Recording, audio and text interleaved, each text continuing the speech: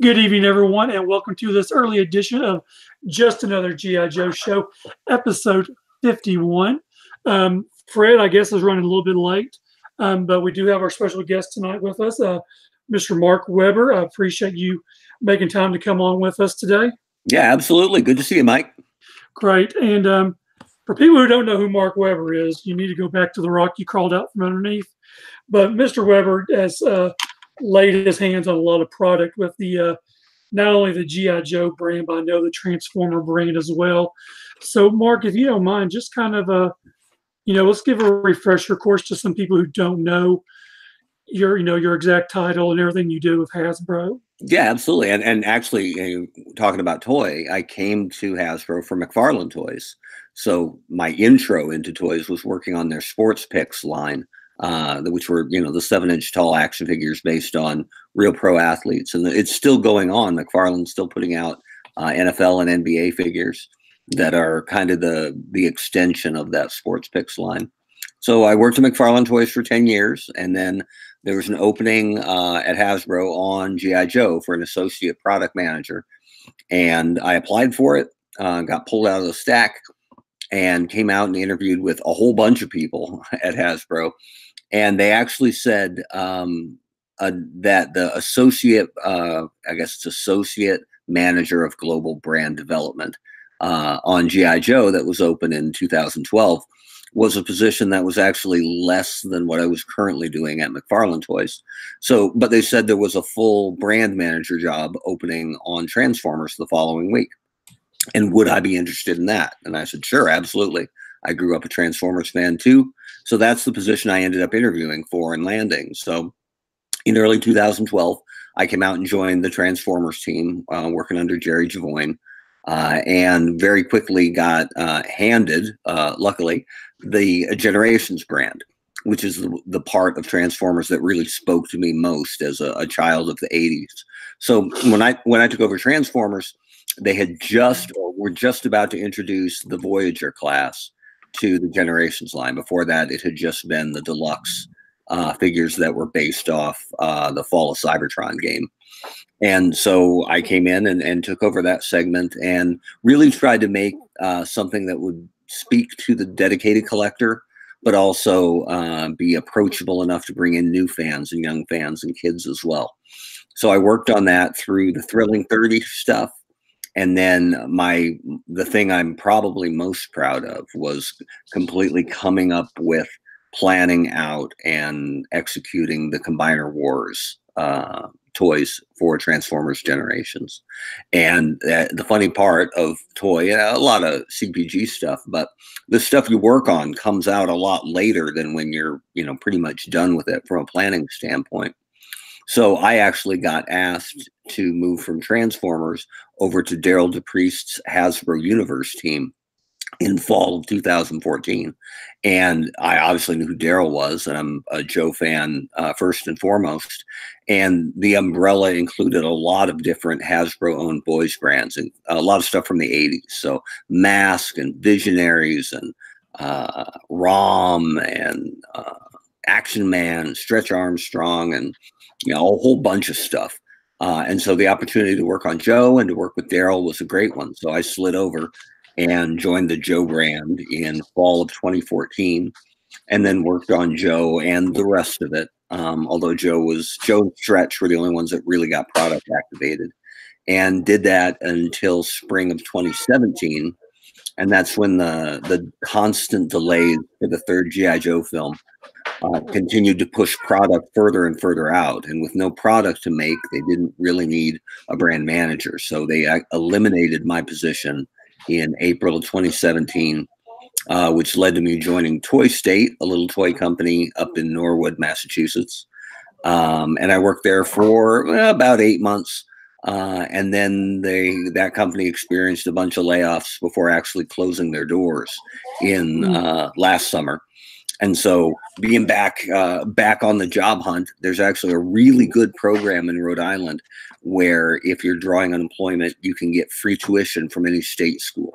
So I came to brand management kind of sideways and was one of the few brand managers without an MBA.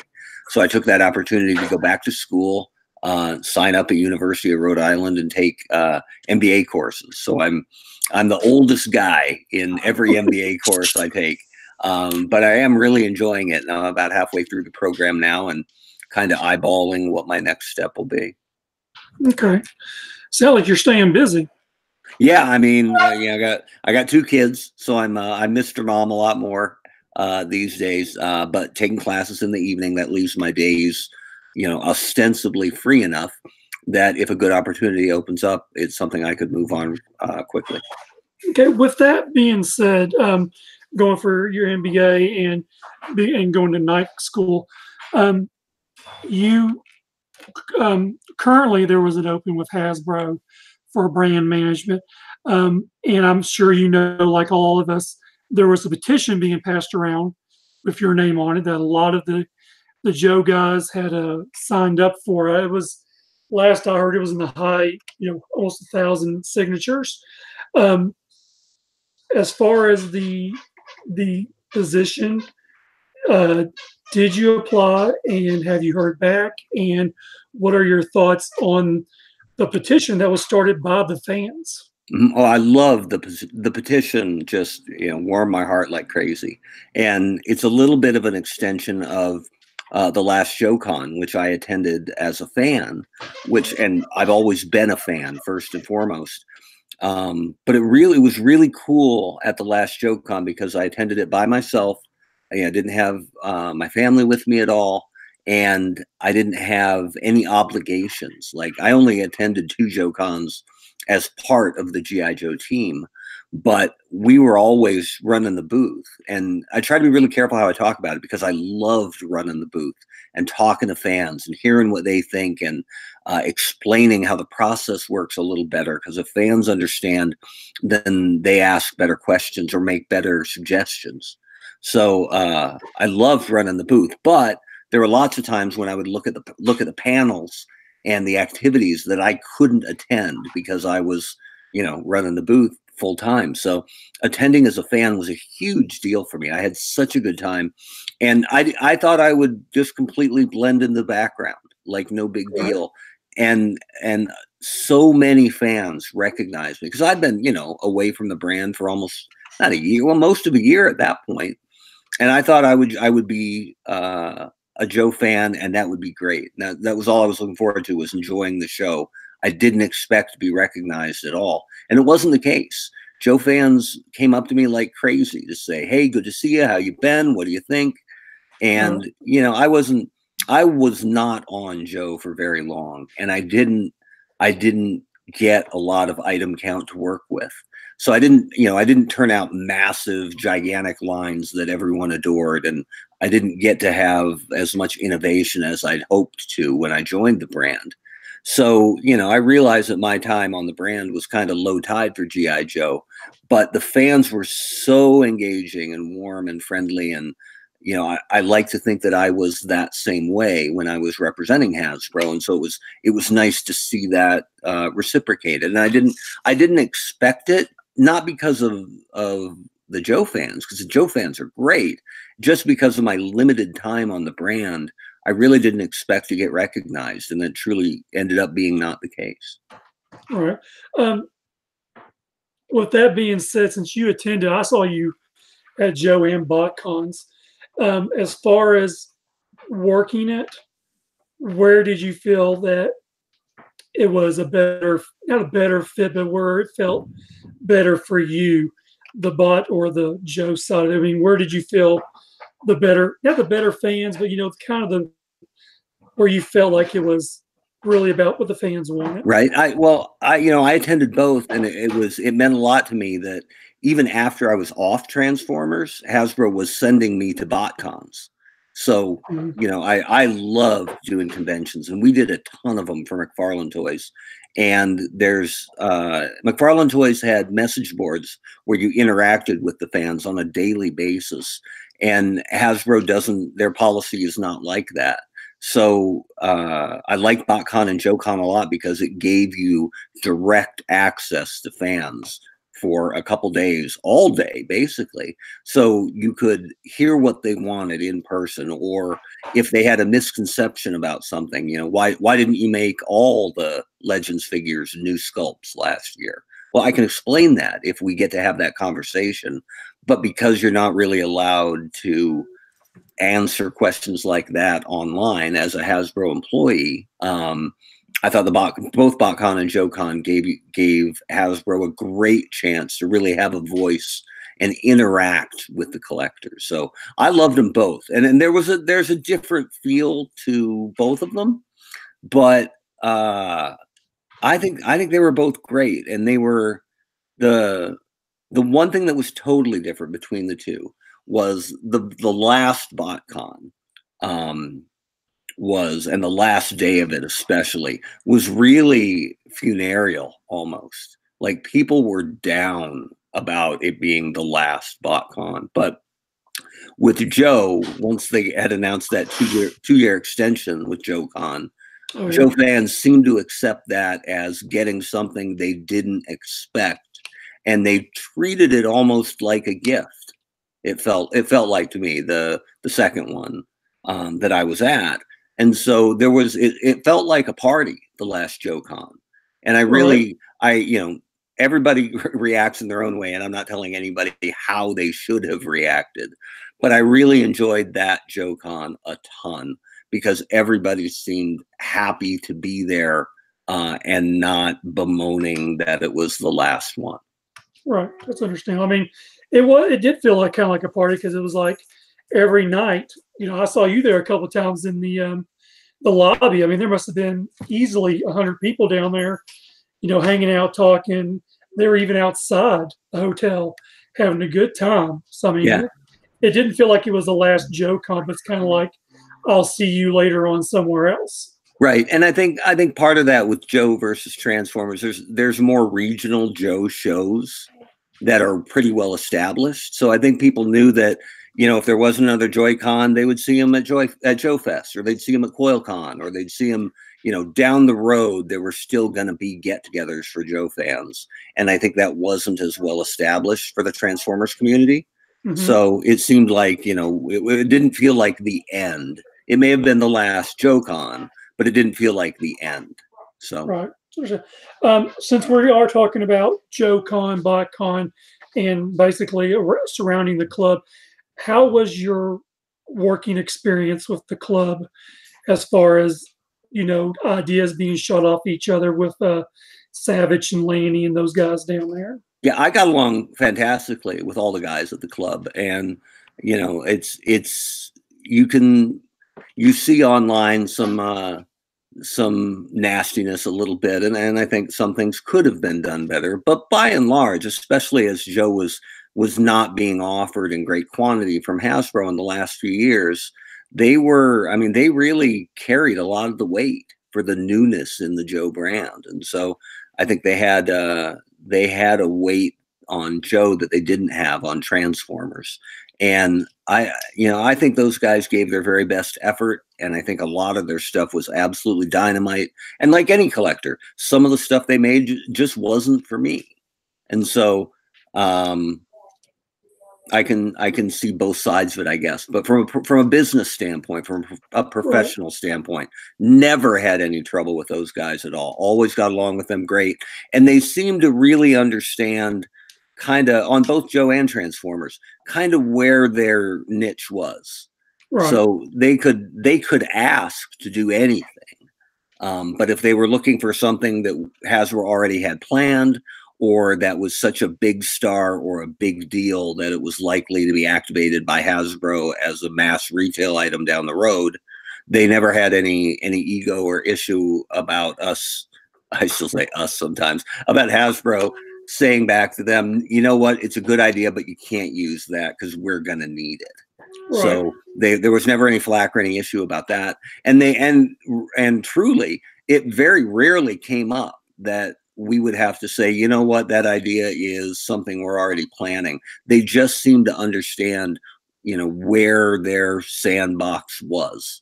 Mm-hmm. And I thought did a really good job of providing things that appealed to fans, that were not so, unbelievably A+ dynamic that you knew Hasbro was planning to work with them on their own. Right. And the one question I know was asked on a Hiss, and it's kind of a question I think a lot of fans want to know. Fans demand it.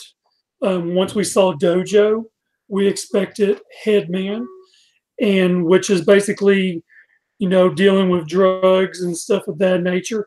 Is that something that was shot down by Hasbro because of the background of those characters? It did not get shot down while I was there. But it's possible that it might have happened after I left. I think anybody, the club was really good about identifying when they did new tooling, how to find multiple uses for those new pieces. So, I mean, any Joe fan who's familiar with the characters could look at Dojo and go, well, yeah, that's Headman down the road. And that may well have been the plan, but I didn't have any insider or info into that. So that may have been being planned for down the road, beyond when I actually left the brand. Okay, I know a lot of people have always questioned that before in the past, and so we figured. And I think I see Fred joining. Yeah, he finally made it. Yeah, Fred was under the impression that we were starting at 6 p.m. Central Time. My bad. Well, as all New Englanders will tell you, the world runs on Eastern Time. Yeah. I lived in Boston for 7 years. I remember that well. So Fred, I want to step away for a second so you can go ahead and ask him a couple of questions. Okay. I get these questions together. Okay. Well, Mark, one of the questions that I've been wanting to talk to, and I thought maybe we would just throw this out there and see what your thoughts were. Is, you mentioned when I was jumping on that you didn't have a very long time with Joe. But like anyone that works on a project that you put a lot of your heart and soul into, I know you have certain things that you were proud of. And I'm just curious, like, what do you feel are some of your biggest accomplishments in your brief time on the brand? I appreciate that. And I didn't, I was on the brand for just shy of 3 years.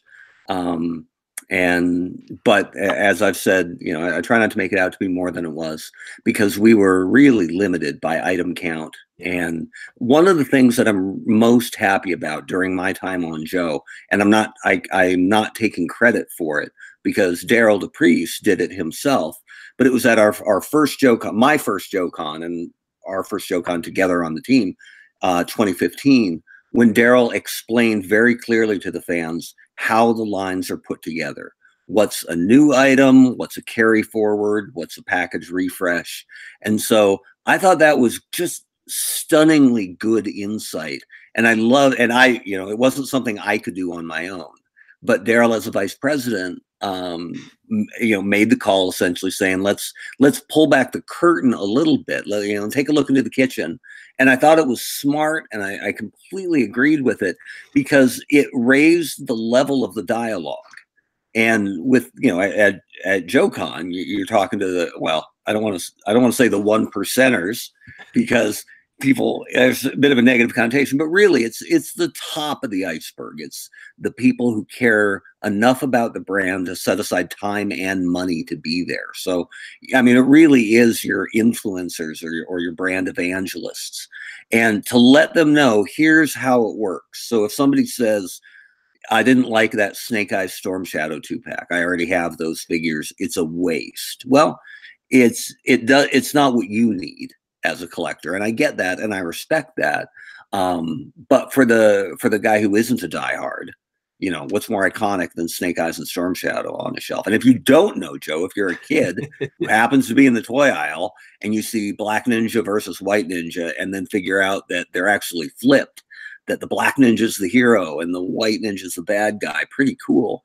But from a fan perspective, at least you understand that it's cool if you didn't like those and didn't want them. So if you want to have dialogue about what should have been there, then we've given you correct ammo to have a good discussion.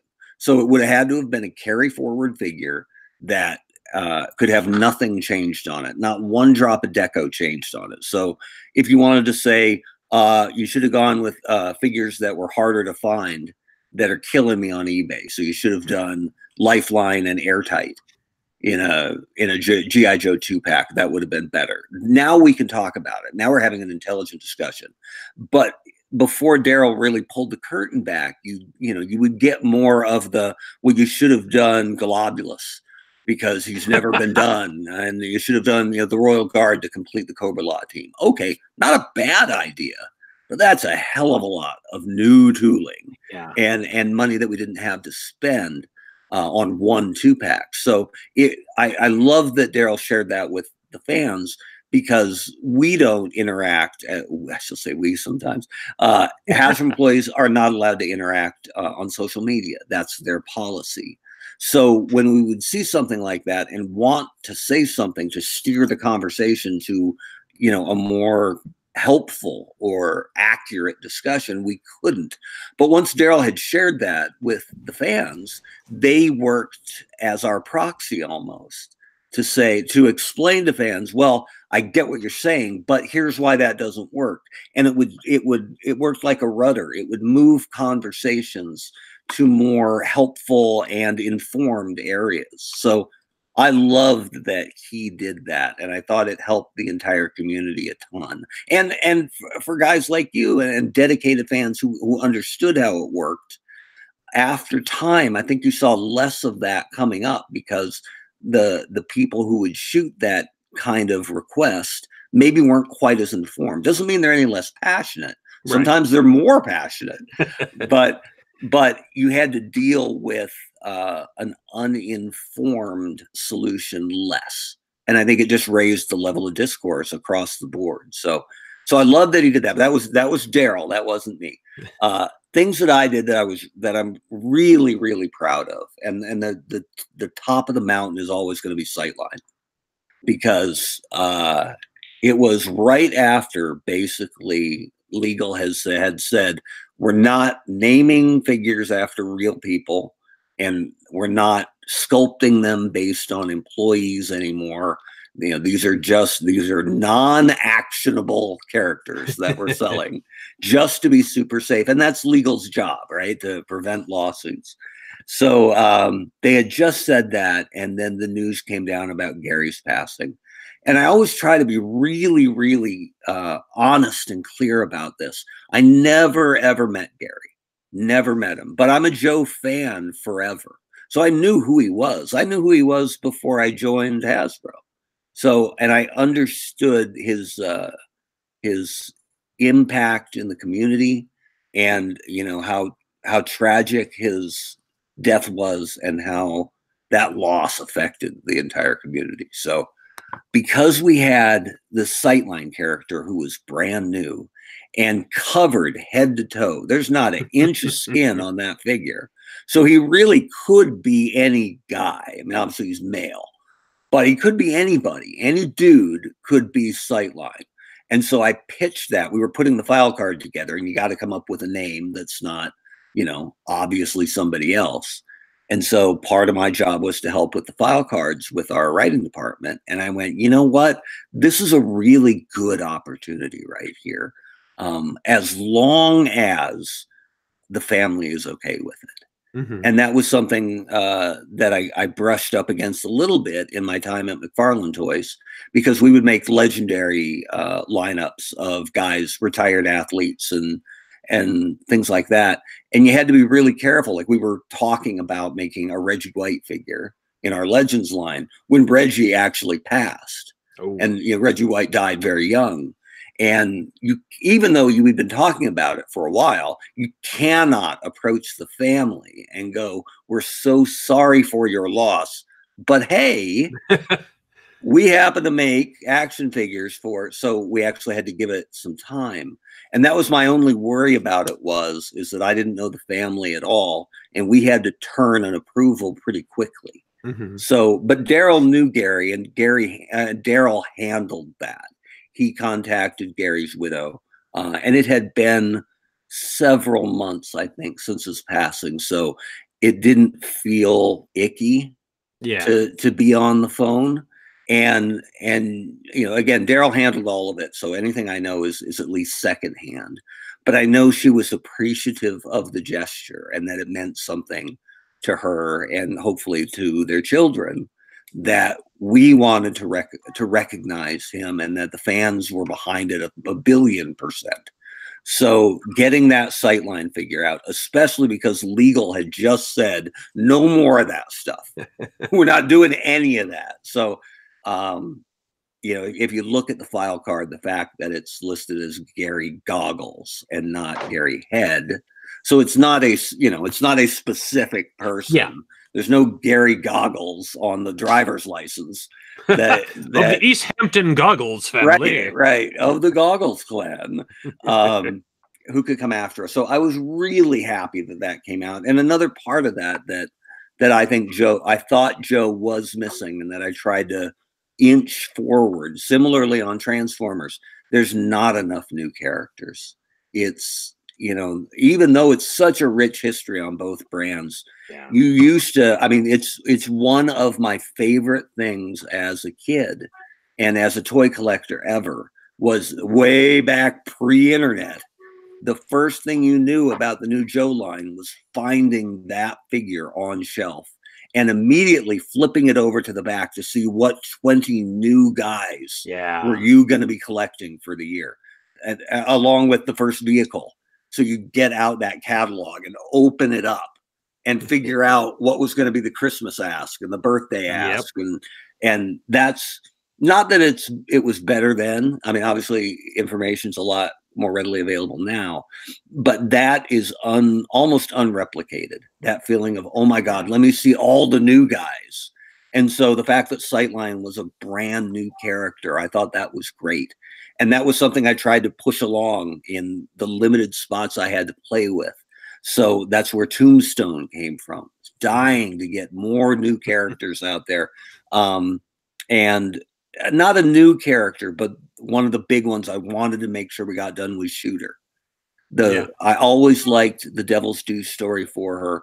We always were trying to get female inclusion because Joe did female inclusion before a lot of boys toys did, right?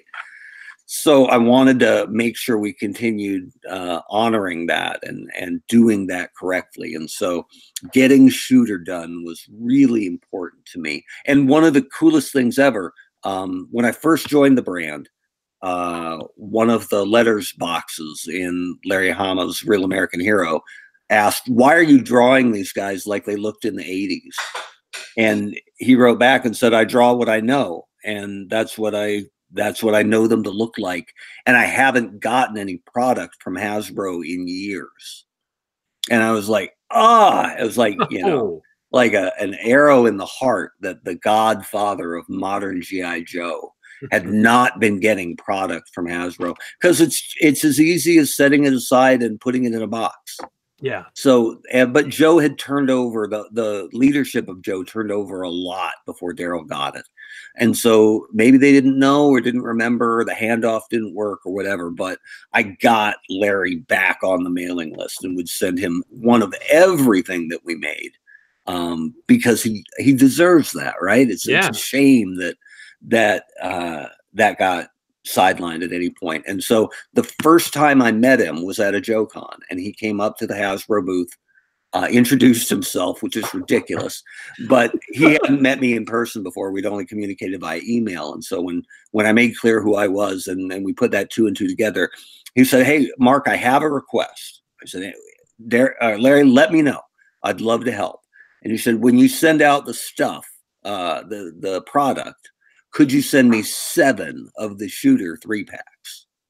And, you know, I took that to mean, well, he's digging my figure. So yeah, absolutely. That's a pretty good compliment from Mount Olympus. And then he qualified it. It was super cool, because Shooter is based on a real woman that he knew, who I don't believe served in the military, but her 5 sons do.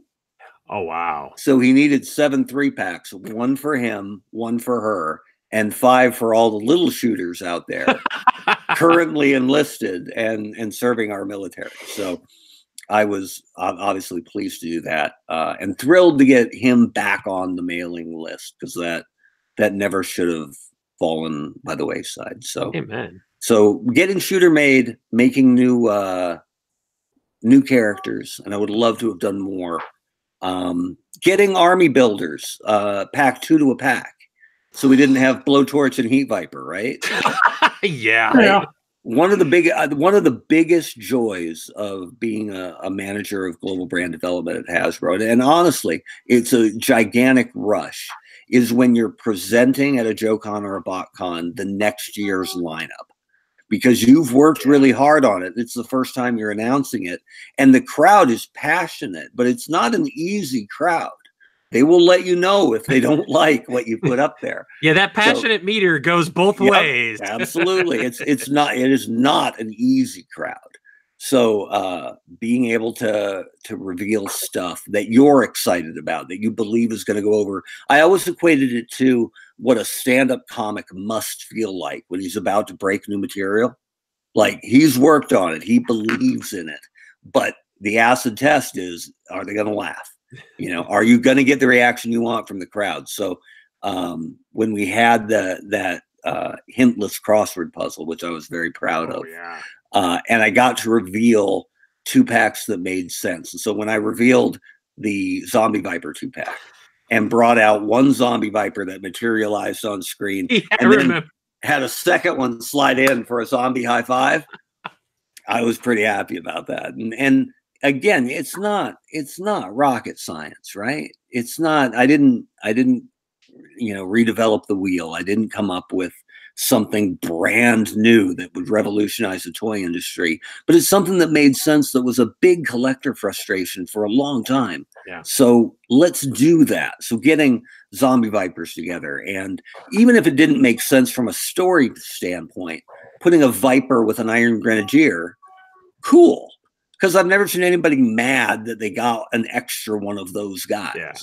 So I was very, very proud of that. And one thing that I'm proud of that I had almost nothing to do with when we were putting together the file cards, and file cards I thought were critically important to Joe. And that was one thing that we helped get fixed.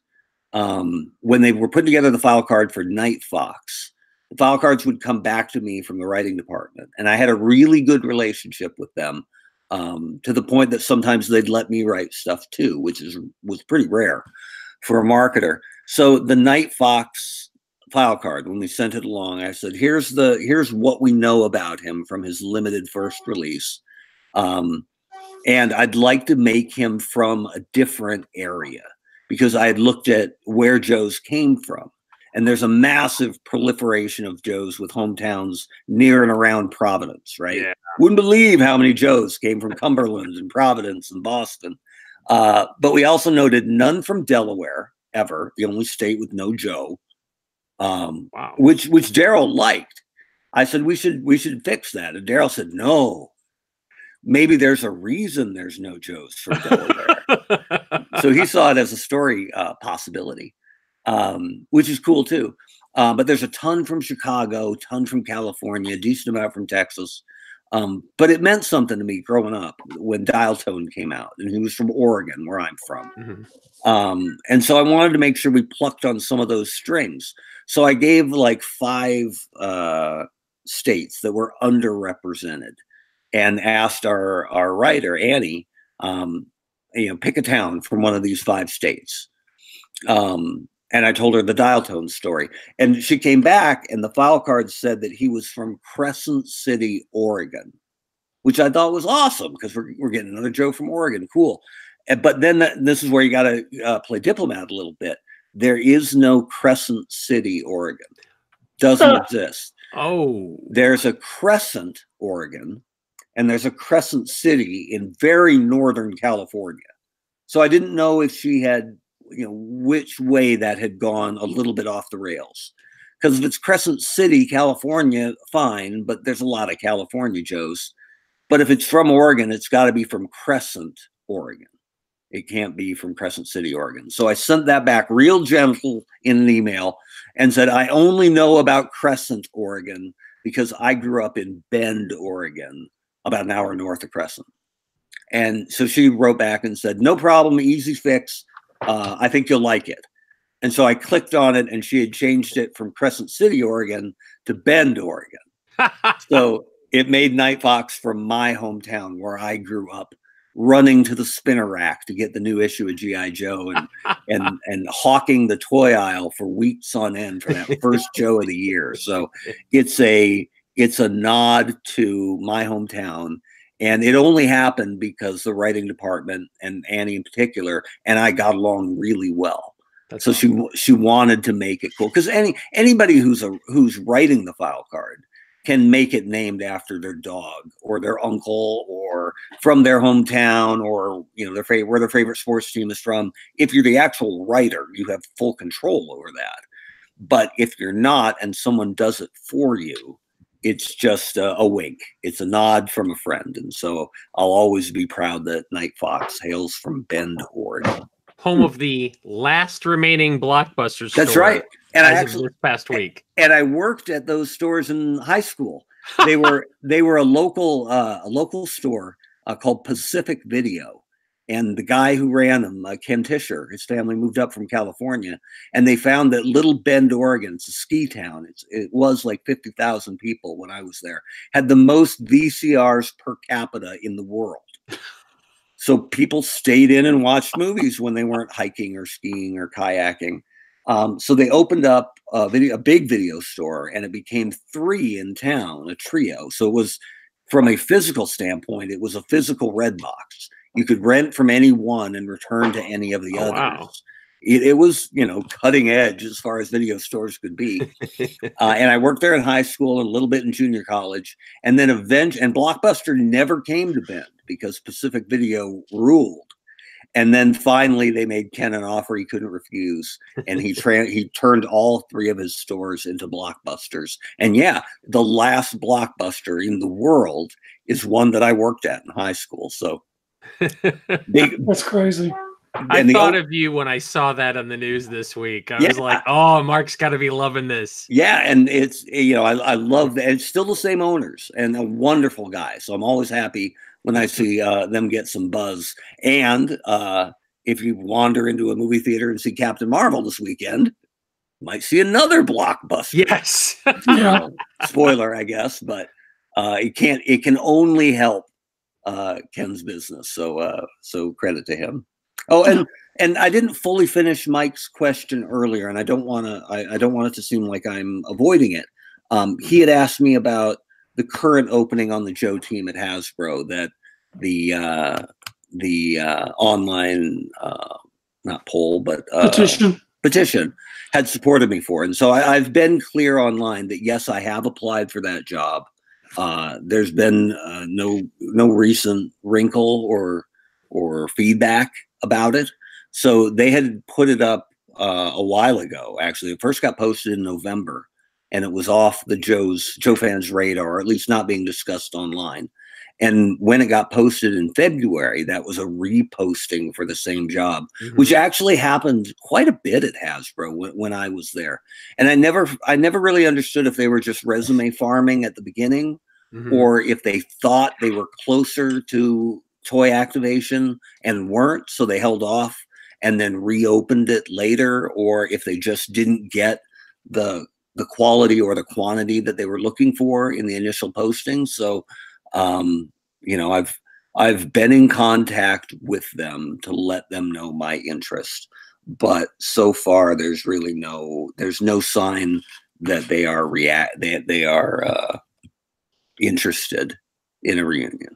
So it is what it is. So, well, if nothing else, the signatures that on that petition, of which I know Mike and I are both on there, it's just a testament of the appreciation that people had for what you did during your, as you put it, your brief time on the brand. Right. And, as you were recounting some of the things that you were proud of, I was sitting there and I was like, yeah, there were a few things that I think we took for granted, that for a long time the file cards for Joe slipped down in quality to when Rise of Cobra, and it was like 2 sentences, and right, and they were all real generic, and we were starting to get meat about these characters again, and and also the new characters, where, as you said, you know, with limited tooling, with a more austere budget, you still managed to get some new blood in the team, and that was something that we hadn't seen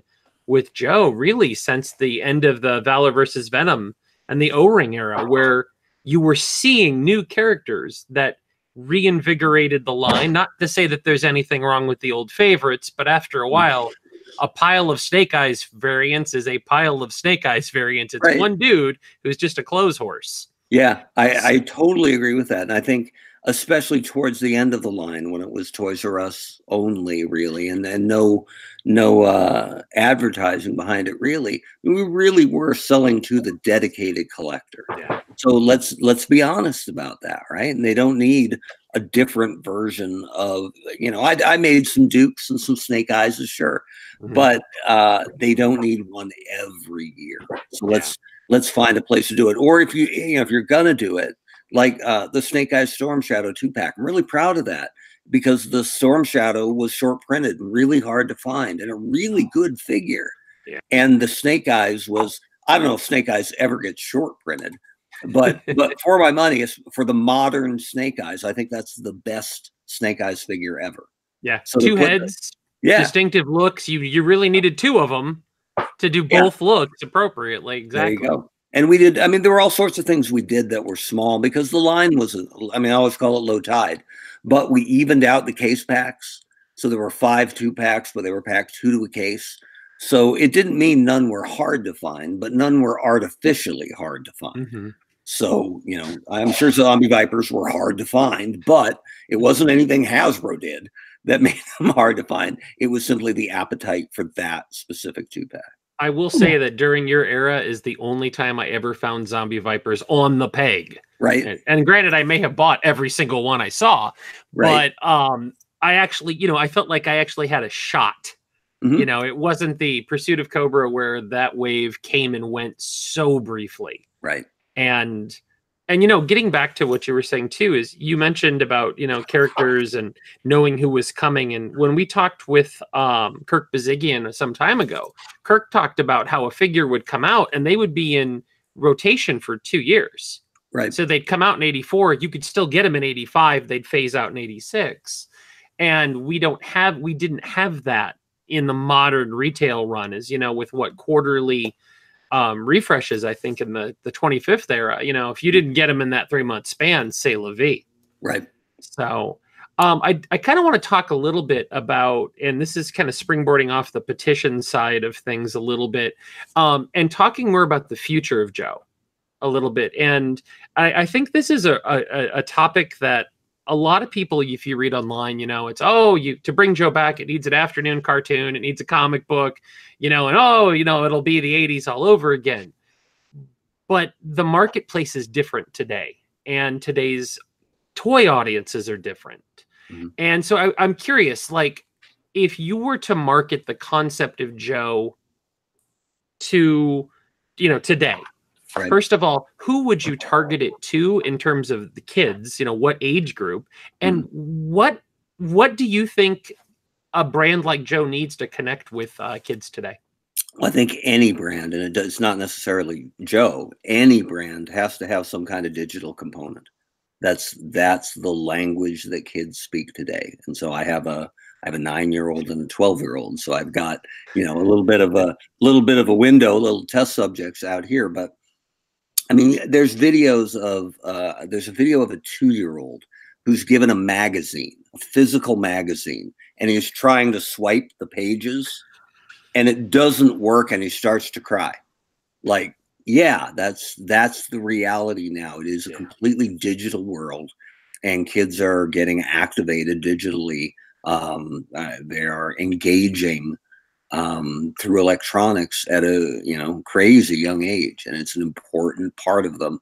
So any brand that's trying to be, you know, relaunch or, you know, initially launch, you have to have a digital component to it to breed success. I think it'd be really hard to do it without that. I think you could do everything else and not do a digital thing. You could have a movie, you could have a television show, you could have a comic book, and if you didn't go after a digital audience for your brand, I think you'd be at half speed. You know, not that you couldn't be somewhat successful, but I don't think you could be a big hit without finding a way to make that connection through the computer, through the laptop, through the phone. So that's critically important. And I don't think Joe has never had the support of Hasbro in that environment.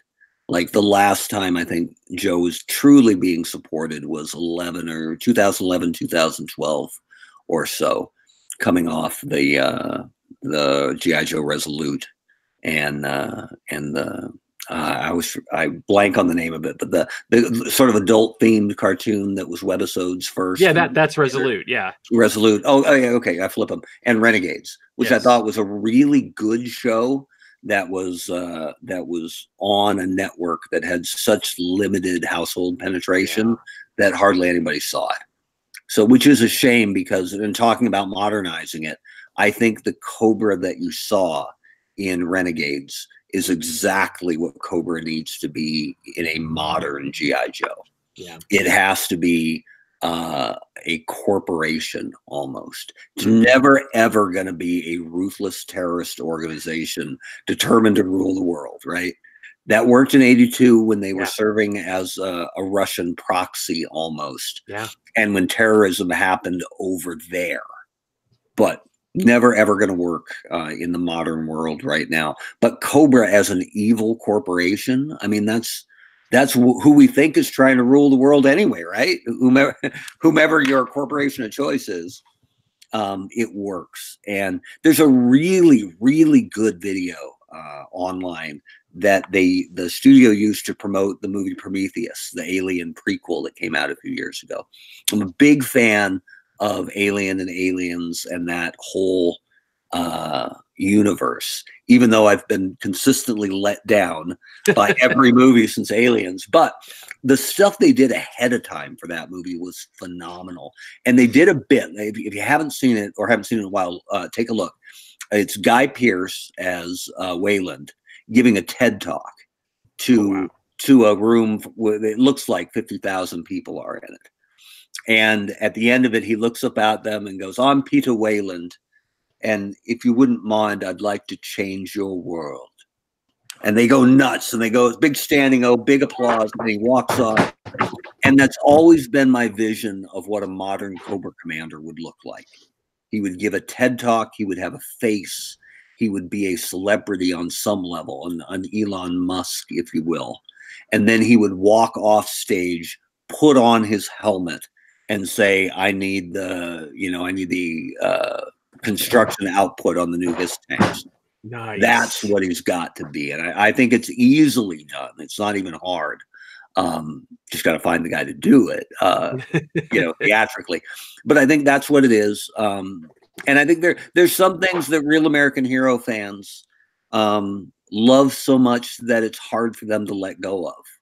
And that's one of them. A ruthless terrorist organization determined to rule the world will never fly again.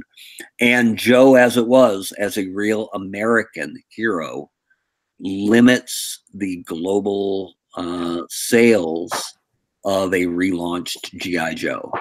And it isn't, if you think about Joe in its heyday, it made so much money, but it made almost all that money in North America. Yeah. So, I mean, and you guys know, because you guys are dialed in, there's plenty of G.I. Joe around the world, skinned different ways and licensed and so forth, because the toy itself was so good. But I think you can tell a nifty story about G.I. Joe being, if G.I. Joe is the best of the best, then the team wouldn't be 95% American. So I love the idea that they would have, an SAS guy who was, the best of his brigade, and, a Russian demolitionist or whatever that was the best in the world happens to come from Russia or from Japan or India or wherever. And so I love the idea of it being a more diverse overall from a country, from a race, from a gender standpoint. I love the idea of it being really diverse. And that means, no offense, to the United States or our armed forces, but that means you have to take that flag off of G.I. Joe. And Joe, and be completely honest, the United States is not as popular globally now as we were in the 1980s. So it's just, that's just a fact. And there's nothing wrong with saying that G.I. Joe is a global peacekeeping force. And I think it could be done really well. I think the idea that you would, if you were going to do animation, that you would have a core team. Because as much as we love there being 300 different members of the G.I. Joe team, got to have a core team. So if you had your core team of 5 or 6, and then they would go out on missions globally. So if they happen to be in London, they would meet up with Big Ben. Or if they go to Cuba, they'd run into Snowstorm. How weird is that? Down in Cuba, there's Snowstorm. Or if they go to Russia, that they would meet with Dinah or Dragonsky. Or somebody like that, that there are agents all over the place. And how cool would it be to have it be, it's not preachy. I don't want it to be a history lesson. But if they're in Russia, your kids are learning some stuff about Russia while the Joes move against the Cobra threat there. So I always thought it was so easy, the idea of Cobra being the big bad, but also playing up Destro. Destro is such a good villain because he's a good character, but the idea that war is good for business for him. So he's exactly the guy who would be stirring up trouble around the world and encouraging warfare and obviously selling to both sides. And so the idea that you could have animation or a webisode or however it was done that would have episodes set in Chile and Peru and Nairobi and all over the world. And you could go there and it wouldn't be political, like these are the good guys, these are the bad guys. You go in and go, this is a country that would have been fine left to their own devices. But Destro is stirring up conflict here. And the Joe team is there to settle things down, fight back the Destro or Cobra forces. And in a really subtle, well, maybe not subtle, but in a really smart way, G.I. Joe actually becomes anti-war. Okay. Because they're trying to stop the conflict. Now, they're doing it by beating up a bunch of Iron Grenadiers, but that's another hang-up that some people have about a modern activation of G.I. Joe is, well, we don't want to celebrate war anymore. And I get it on some level. I always thought Joe was a celebration of courage and honoring the soldiers and not glorifying the combat. But I think you can still, honor the courage and the soldiers. And, I think kind of creative ways say they're actually trying to stop the fight. They just have a ninja with a wolf who's leading the charge. Well, and in some ways, what you're describing reminds me almost of some of what a little bit of even the Adventure Team era, where they were former soldiers, but now their role is a little different because at that point the global climate, or I should say the climate in the U.S. was a little more reticent to celebrate the active soldiers because it was following up on Vietnam and a time when it wasn't that the military was over there. Right. The Cold War, it made sense because we were in basically a big prolonged non-shooting situation. Right. And, again, Cobra is the analogy for the Soviets and the communist nations of the world. Well, they were on the other side of the ocean. It was safe. Mm-hmm. Yeah. So, and I roll my eyes a little bit the diehard fans who go, well, G.I. Joe has to be a real American hero. G.I. Joe has to fight terrorist Cobra. G.I. Joe has to be O-ring. Like, if you look at how maneuverable the brand has been over the years. If G.I. Joe, G.I. Joe should stay true to its roots. Okay, then they have to be 12 inches tall. Right? Like, or just highly articulated. Right. Right. Like, and it has to have an upside down thumbnail and a scar. Like, it doesn't have to be anything beyond honoring the courage of soldiers. That's the the railroad ties that it rides on, and I think it's always been true to that. Yeah. But beyond that, it's all maneuverable.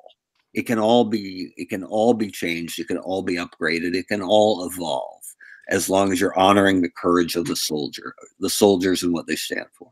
Do you feel that G.I. Joe has a future as a conventional figure line, or in a digital world? As G.I. Joe evolved from 12-inch to, whatever Super Joe was, I think 8 to 3 3/4, then to Sigma 6, and how it's evolved in its form over time. Mhm. Is its future still an action figure, or is its future now something more digital? I'm trying to think of some of the digital games and things that kids play now where they, most of it exists purely just on their phone. Right. And there's a lot that's successful like that. I think one of the most encouraging things for Joe fans who like figures was the Fortnite figures that came out over Christmas. I mean, they flew off the shelves, and they were very, very Joe-ish in their construction and their look, right? So I think it is a cop-out answer, but I think yes, right? Should it be a figure or digital? Yes. There has to be a way to combine the two, and I think Fortnite figures kind of showed you a little bit how you can take a digital property and activate it as an action figure. And big shocker, they really mimicked the construction and playability of G.I. Joe. So it works both ways. G.I. Joe's got the figure down. Now they got to work out the digital portion of it that brings kids into the toy aisle, or when they walk by, they go, "Oh my God, look, Fortnite!" Like I don't know what the stores were like in your guys' areas, but mine had the Fortnite figures on end caps for kids that weren't necessarily planning to go to the toy aisle, but they were on an end cap, and the Target nearest me, an end cap facing their entertainment section. Yeah. So a kid going to the Xbox games went by the Fortnite toys and may have never planned to go into the toy aisle because he's a digital kid, right? Oh yeah. But there they are, staring him right in the face, and there were a lot of empty pegs.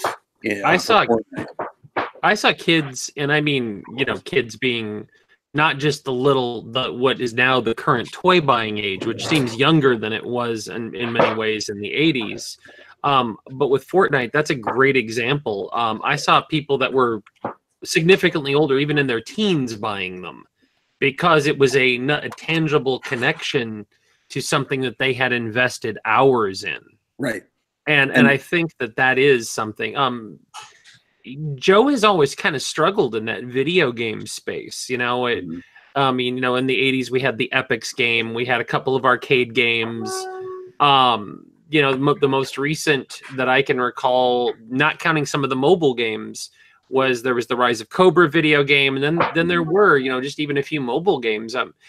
Is this something that Hasbro just hasn't had the resources in the past to really delve into internally, and they've licensed out? Or do you think that if this is the future of how to help promote the brand, is to have that playable digital component? Well, I think it's critically important, and I think what they were always worried about and refused to play in the sandbox of is first person shooter, because stuff like Call of Duty, everybody imagines what that would look like skinned in a G.I. Joe universe, because it is a military brand, always has been. But it's funny when you think about it. I think there's a way to do it, and a way to do it smart, and not to take too many cues from the Rise of Cobra movie, because let's be really careful anything we sift out of that. But there's the part where Ripcord and Duke are going through their training, and Ripcord is firing a real weapon, but not live rounds, and troning, basically de-resing the enemies that he's hitting. And I think there's a way to do that, to do first person shooter with G.I. Joe without bullet holes and grenades and blood and fragments. It wouldn't be what most people want, but I think it's something that Hasbro could be comfortable with. Mm-hmm. And the idea of Duke or Hawk or whomever giving you the mission, saying, you know, they've captured Dr. Burkhart and we need to rescue her from this underwater lair. That's even better. So you'll need to choose one of our divers to lead the crew, and then three others on your mission force. And here's the 12 Joes you get to pick from. So you're actually cycling through Joes and file cards and figuring out, you know, is this, you know, first, who's my diver? Is it torpedo? Is it wetsuit? Is it deep six? Who's leading us down there? And then who are my 5? And then figuring out, you know, who makes sense and who doesn't. And realizing that bringing Zap into an underwater fortress was a bad idea, right? But possibly go wrong, right? But even so, even if your crew reaches a watery end, you're kind of respecting the hole that Zap blew in that wall. So maybe you're buying that Zap figure the next time, right? Like, I just think there are ways to activate that really aren't that hard, and I think they can do a lot more in the both online gaming and console gaming areas. For a long time, Lego was really just dominating kids' attention. And I know Hasbro had done the Creo line. Mm-hmm. And I have, a good friend of mine, Todd, if you're listening, is fanatically passionate about his Creos and is still making his own customs of that.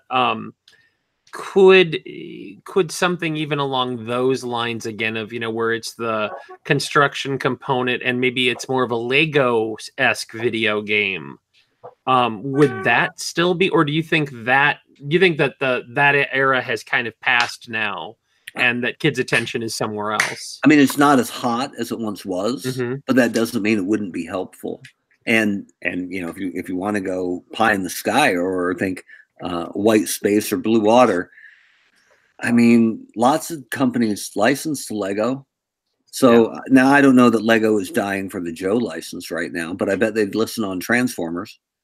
And I realize that Lego is the enemy on some level, and a direct competitor on some level to Hasbro, because the overall wallet is only so thick out there. But I mean, Hasbro isn't really in the construction aisle anymore. So, if I can see Captain America next to the Joker on the Lego shelves, I don't see any reason why you couldn't see Optimus Prime and Snake Eyes there eventually. And once Joe gains more traction, and one of the things that Joe struggled with as a modern brand recently is activating vehicles. And who does vehicles better than Lego?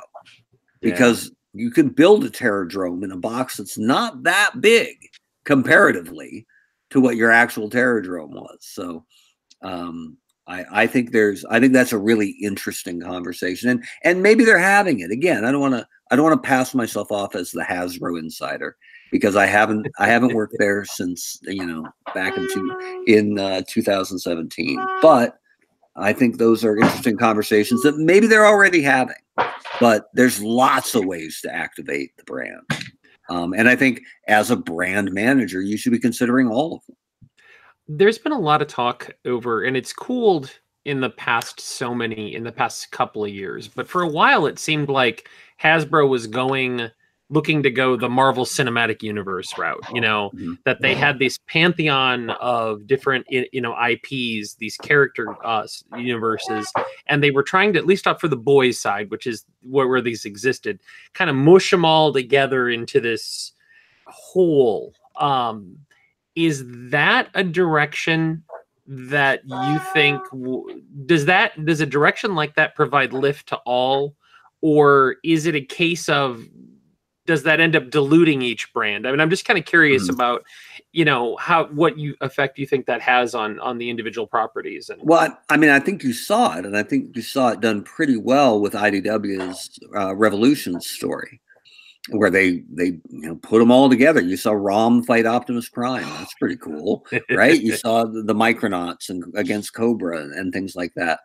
So, and I think they did a really good job. Of nothing but praise for the guys at IDW that I got to work with and the work that they put out. But didn't really set the world on fire, right? So I think it's different to have like these aren't spoilers because the movies are old. At the end of Doctor Strange, seeing Thor show up. Oh yeah. And you're like, oh my God, it's Thor, right? Thor and Doc Strange. Awesome. So seeing guys appear together that makes sense. So you're like, wow, cool. What would Captain America? I mean, we're all dying to see Captain America meet Wolverine, right? Now that Disney owns it all.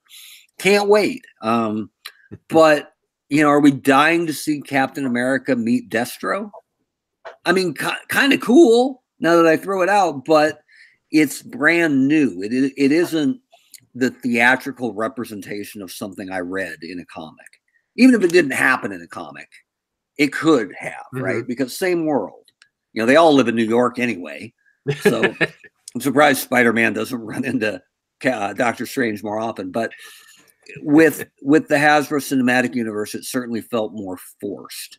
And it always did. Even when I was a kid and it was G.I. Joe versus the Transformers and they were blowing up Bumblebee on the cover.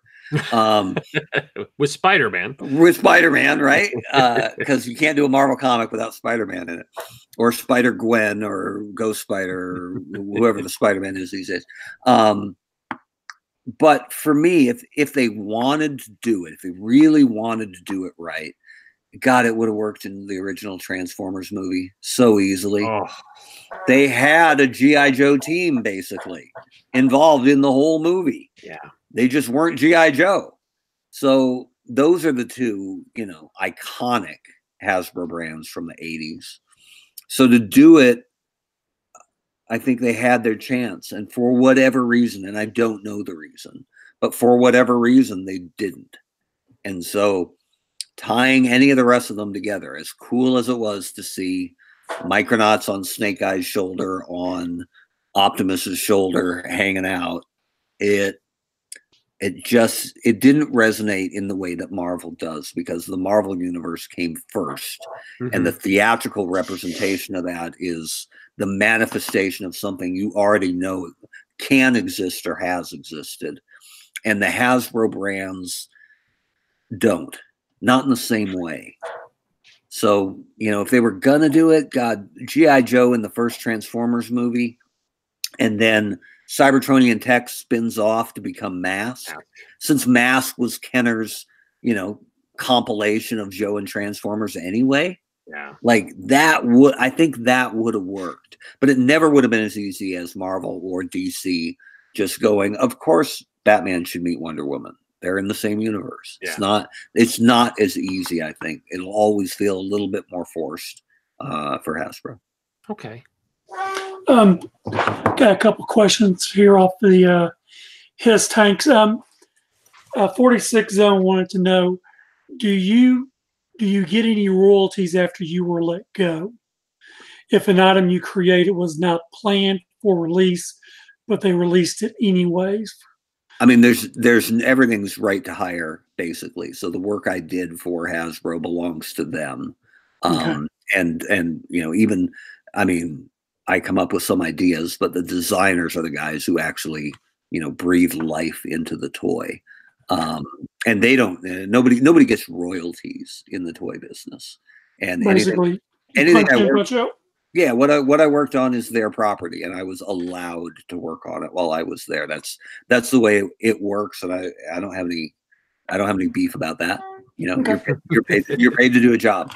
So, but you do work on things way in advance. So it wasn't that way on Joe, because Joe was going dark for a while. So I didn't see stuff coming out that I had worked on very much. Like the last stuff I had touched was the Missile Command Center for Comic-Con. That's the only product Bobby Val and I got to work on together. And I got nothing but praise for Bobby Val. I wish we could have collaborated on more Joe stuff. And then that Revolutions box set for San Diego Comic-Con, which I'm proud of. Those were about the only things that came out after I had left. Transformers was different because I had laid out a long plan for them when I transitioned off. So the thing I'm proudest of, Combiner Wars, which did tremendous business for Hasbro, I was actually off the brand about 2 months before the first wave hit. So, the brand manager that came after me was very proud of the numbers it was bringing in, but they didn't plan it. They had very little to do with it. But I was very proud of it. It was something that was scheduled for a year and got extended for another 6 months, which is really rare. So I'll always be proud of my Combiner Wars line. It's funny you should mention Combiner Wars. I do have a personal question. Why no G2 Defensor? Trying to think. We did some G2 stuff as box sets, right? As I recall. Minosaur, Superion. Yeah. I'm gonna guess we didn't have that planned out as far as I can recall. I'm guessing that we started with Superion and Minosaur and wanted to see how the sales were. There's because it would just be redeco. There's not much involved in it from a price standpoint. No tooling, I don't think. But I'm just guessing that the returns on Superion, G2 Superion and G2 Minosaur must not have been enough to trigger. I think most people look at Defensor as I hate to say it, but second level combiner. That the big dogs are Devastator always, and Superion and Minosaur, and maybe Predaking as kind of the top level. And then there's second level with the Combaticons and with the Protectobots. And then maybe a third level where you get down to the Technobots and Abominus and those kind of guys. So I think they wanted to play the hits, and if there wasn't if they weren't a gigantic success, maybe they weren't going to go any further down that rabbit hole. Gotcha. Ozzy wanted to know if you can talk about it. What were the plans for the Joe toys that would have rolled out with the third Joe movie before it was postponed? What was the new direction planned to be? Any kind of scale change or new characters? Gotcha. And like I said, when we talked before the interview, I'm always happy to field any questions, but there's some that I can't talk about. I developed Joe products for the third Joe movie a couple of different times. And the movie just kept getting moved out. So there were several iterations that I had worked on for the Joe movie, and none of them came to fruition because the movie just kept getting moved further and further out. So I know that we had always considered a 6-inch Joe line, and that was something that was discussed because that's where the collector market has moved, really, is towards a 6-inch scale. But something that Darryl and I were both very focused on, and I still believe today, is that the Joe community will embrace 6 inches as long as it doesn't replace the 3 3/4 figure. And I think that's a lesson hard learned by the Sigma 6 days. The idea that they went to a new scale. Sigma 6 has aged really well from a toy standpoint. Those are great figures and cool play features. Some of the best packaging ever. It blinked at you from the shelf, right? And it became a weapons crate for the weapons. And they did so much right with Sigma 6. But in my opinion, not launching a 3 3/4 figure at the same time divorced a lot of fans from it. It did me as a collector. I didn't dislike it. I didn't root against it, because what's good for Joe is good for Joe in general. But I didn't collect it at all because my collection was 3 3/4. Same way as I didn't collect 12-inch figures. Didn't need them because they didn't fit my collection. And then the one of the I don't want to say the death knell, but one of the brutal body shots that the Joe brand took was self-inflicted, that they decided they were going to make a different scale for Sigma 6 and didn't make it 3 3/4. That they did the 2.5-inch Army men, but not 3 3/4. Think about every bit of that was brand new tooling.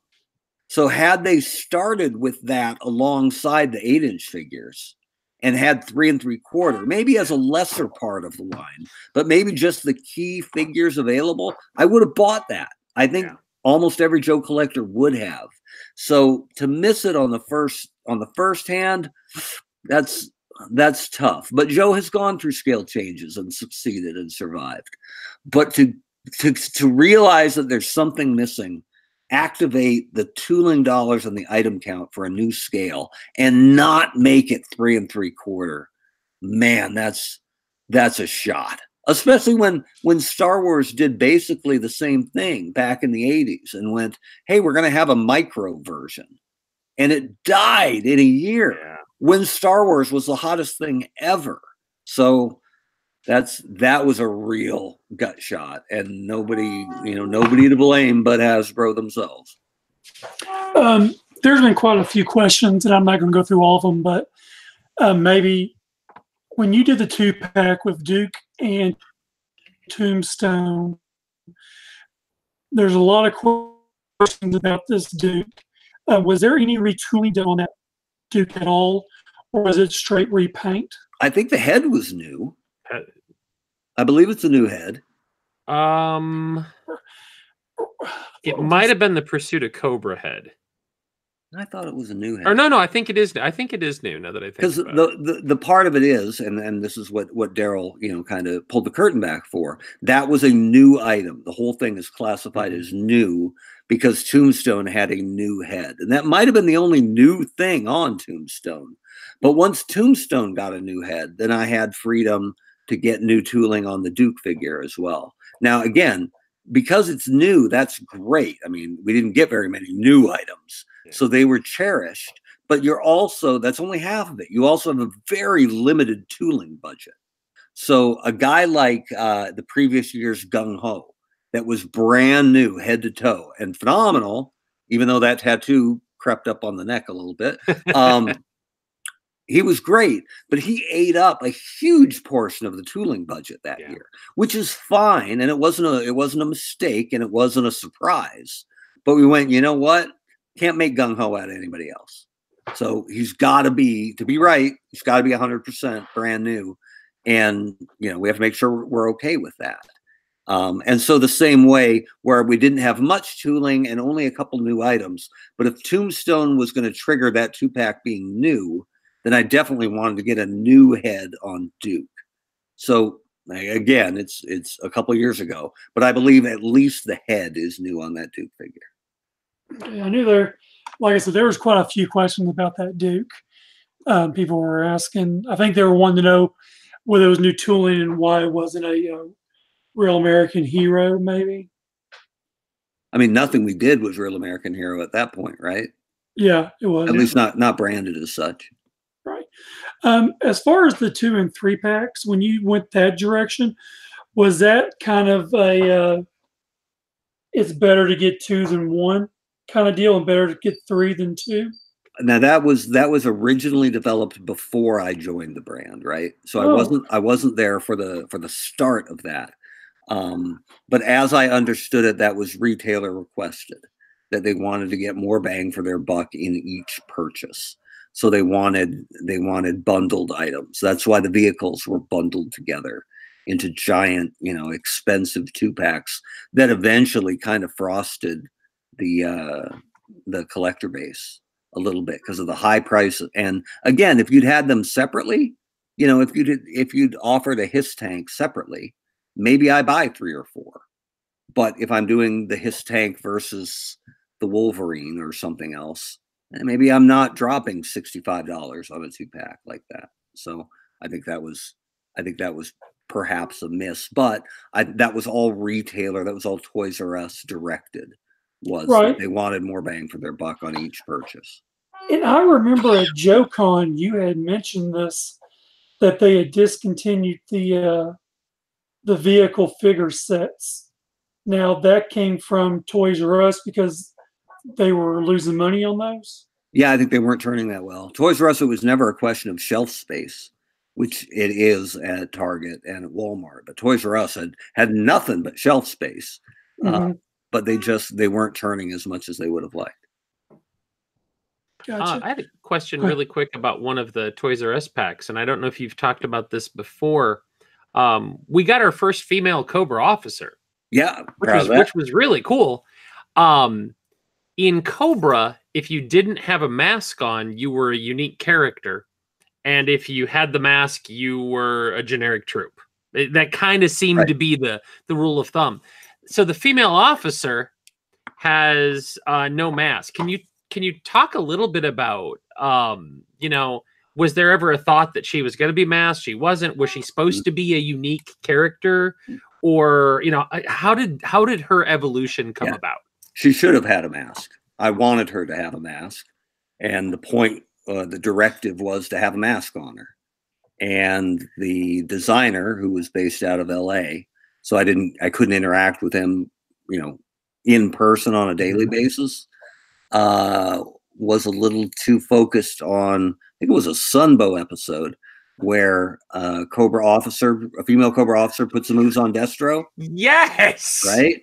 And she's blonde, right? And no, it's actually her in his mind. I think he wanted that figure to be her.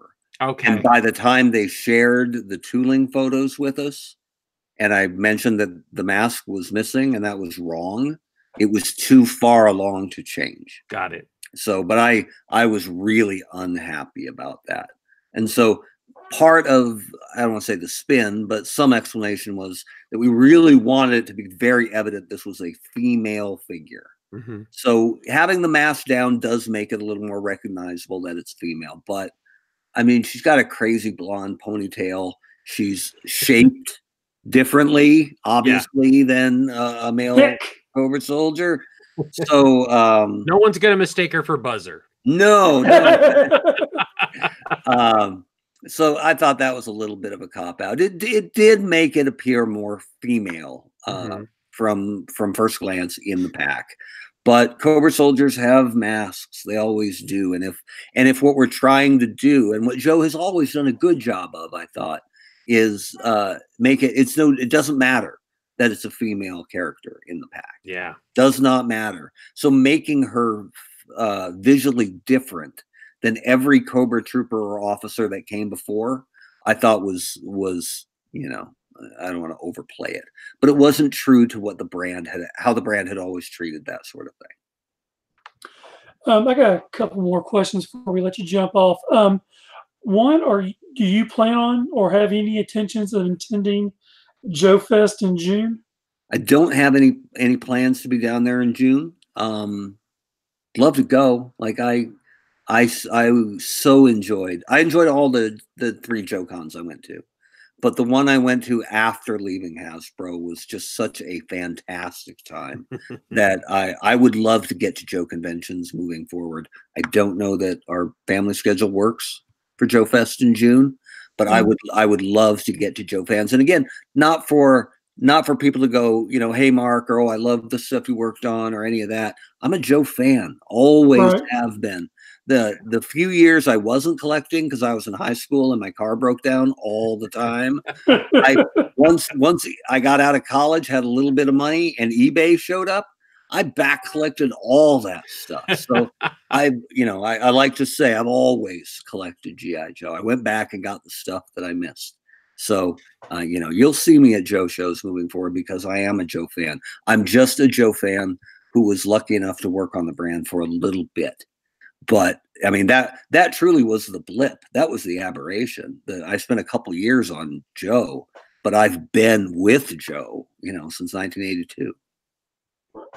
And the last question I have for you tonight, how do you feel about, Bobby was let go along with Darryl, and, we don't know what Darryl's doing, but we do know what Bobby is doing, and he is going to be launching his own 6-inch military line or a Kickstarter of it. How do you feel? I mean, what do you think about that? Bobby Valla making 6-inch military themed figures? Yes, unheard of. I know. Wow, first I've heard of it. Right? Yeah. No, Bobby is a very good friend. I know he actually asked where his petition was. Right. Great guy and a tremendously talented designer and a huge Joe fan. So it's one of my regrets is that Bobby and I didn't get to work together on very much stuff. And he's great. So I love the idea of 6-inch military. I think Bobby's a tremendously talented designer. And I'm really interested in more, seeing what he puts out. And I think that's, that white space or blue water that I talked about earlier. No one's actually doing that right now. Like, I think maybe one other guy's trying. And no offense to anybody else, but I'll put my money on Bobby Valla. I can't wait to see what Bobby's got brewing. And he's playing it pretty close to the vest. And I'm a good enough friend not to push. Like we talked about earlier, when we learn more, it'll be a little bit, I think, like flipping over the back of that Joe card, the first Joe of the year. Like, it'll all be new, I think, right? And we'll all learn at the same time. So I got nothing but love for Bobby and for Darryl. Darryl and I have no beef. I saw him at Joe Kahn last year, and so I know the Hasbro guys that got my heart breaks for anybody who gets let go anywhere. But for guys like Darryl and Bobby who loved the brands like I did, the heart breaks for both of those guys. And that being said, I know from my when I was let go, or my position was eliminated at Hasbro, they're pretty generous with their severance packages. So, and I'm sure Bobby and Darryl are under, if not under no compete, they're probably under NDA for a long, long time. So, they're not going to be real public right now. But like Bobby's doing, planning his next step, I'm sure Darryl, I have no inside info, but I'm sure Darryl's doing the same thing. So, what's next for Darryl the Priest? I'm sure we'll find out. But I think, as tough as that exit must have been for both of them, they're probably moving on to something exciting. Well, obviously Bobby is, and I'm sure Darryl will too. Cool. You have any more questions, Fred? I have one more, Mark, if you wouldn't mind. Yeah, feed them to me. What does the future hold for Mark Weber? Yeah. Wow. Where do you see yourself when you grow up? Isn't that the question, right? Well, I'm working through my MBA from the University of Rhode Island, because I came to brand management kind of sideways from a radio background. Most brand managers have an MBA. It's sort of the price of admission.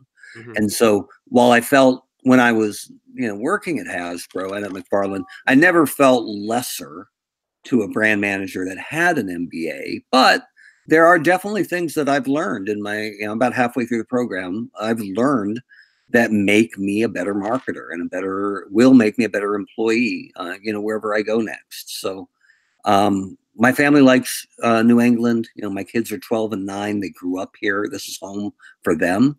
Mm-hmm. So I'd like to stay in New England. And I took great pains to leave Hasbro very, very well.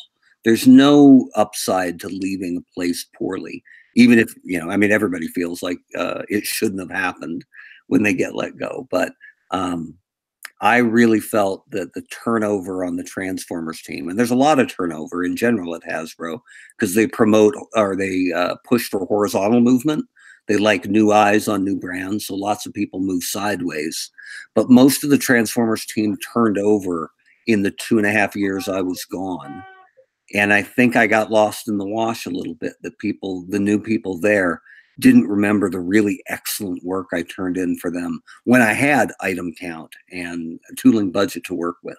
Mm-hmm. And, by the time it made sense that they didn't need a brand manager on Joe, because the movie was further and further out.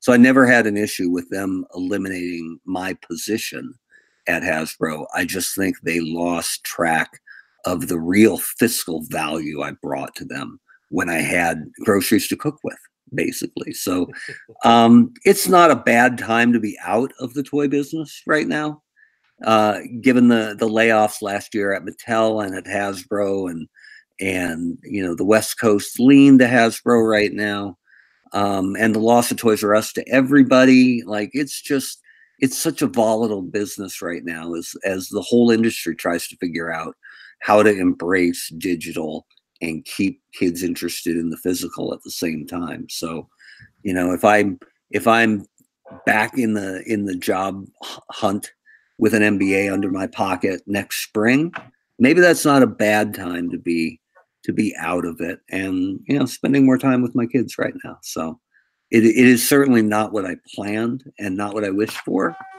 but there's some advantages to it too. And so I firmly believe it'll lead to a better spot down the road. And whether that's in New England, whether that's still in Toy, whether that's back at Hasbro, who knows?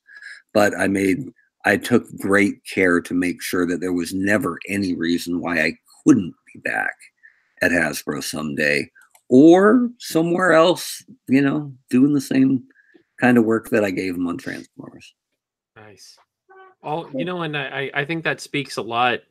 Not trying to blow smoke at you, sir, Mark, but it speaks a lot about your character and the fact that you always leave on good terms. You always leave that door open, because I've met very few people in life that said this is my path, and that's exactly how it turned out. Right. You never know, where you're going to end up, or in what industry. Right. And, as the world keeps evolving and changing. So I have no doubt that we are going to see great things from you going forward. And if nothing else, we'll continue to see you at Joe events. Yeah. I mean, because now you've got your fan hat firmly on. Well, and I always, I never tried to hide that when I was employed by Hasbro. But you don't want to wave that flag too heavy, because, the last thing they want is a fanboy running a brand, or partially running a brand. And I think that's right. You don't want someone who's making the figure they always wanted, right? Or naming the figures after themselves because that's awesome. Or what, there's nothing wrong with being passionate. I think you can tell the difference pretty clearly about someone who's passionate about a brand, working on it, and someone who's simply doing a 9-to-5 or paying off their college loan, or who would be just as happy brand marketing Kleenex, for Procter and Gamble if it paid more. So I think there's a definite difference, and I think that's something I bring. And yeah, if it was advice I got very early in my career, that if you haven't heard it, there's no upside to leaving poorly, even when you've been done wrong. There's no upside. As nice as it might feel for 90 minutes, there's no upside to it. So I've always followed that. And I do want to make sure that I say out there, because I haven't done any interviews or podcasts since the petition started. I really want to thank the community, because it really meant a lot. And again, nobody gets petitioned into a job, and that's not what I expected to happen. But it's to have the community say this guy did great work, given the limitations he had to play with.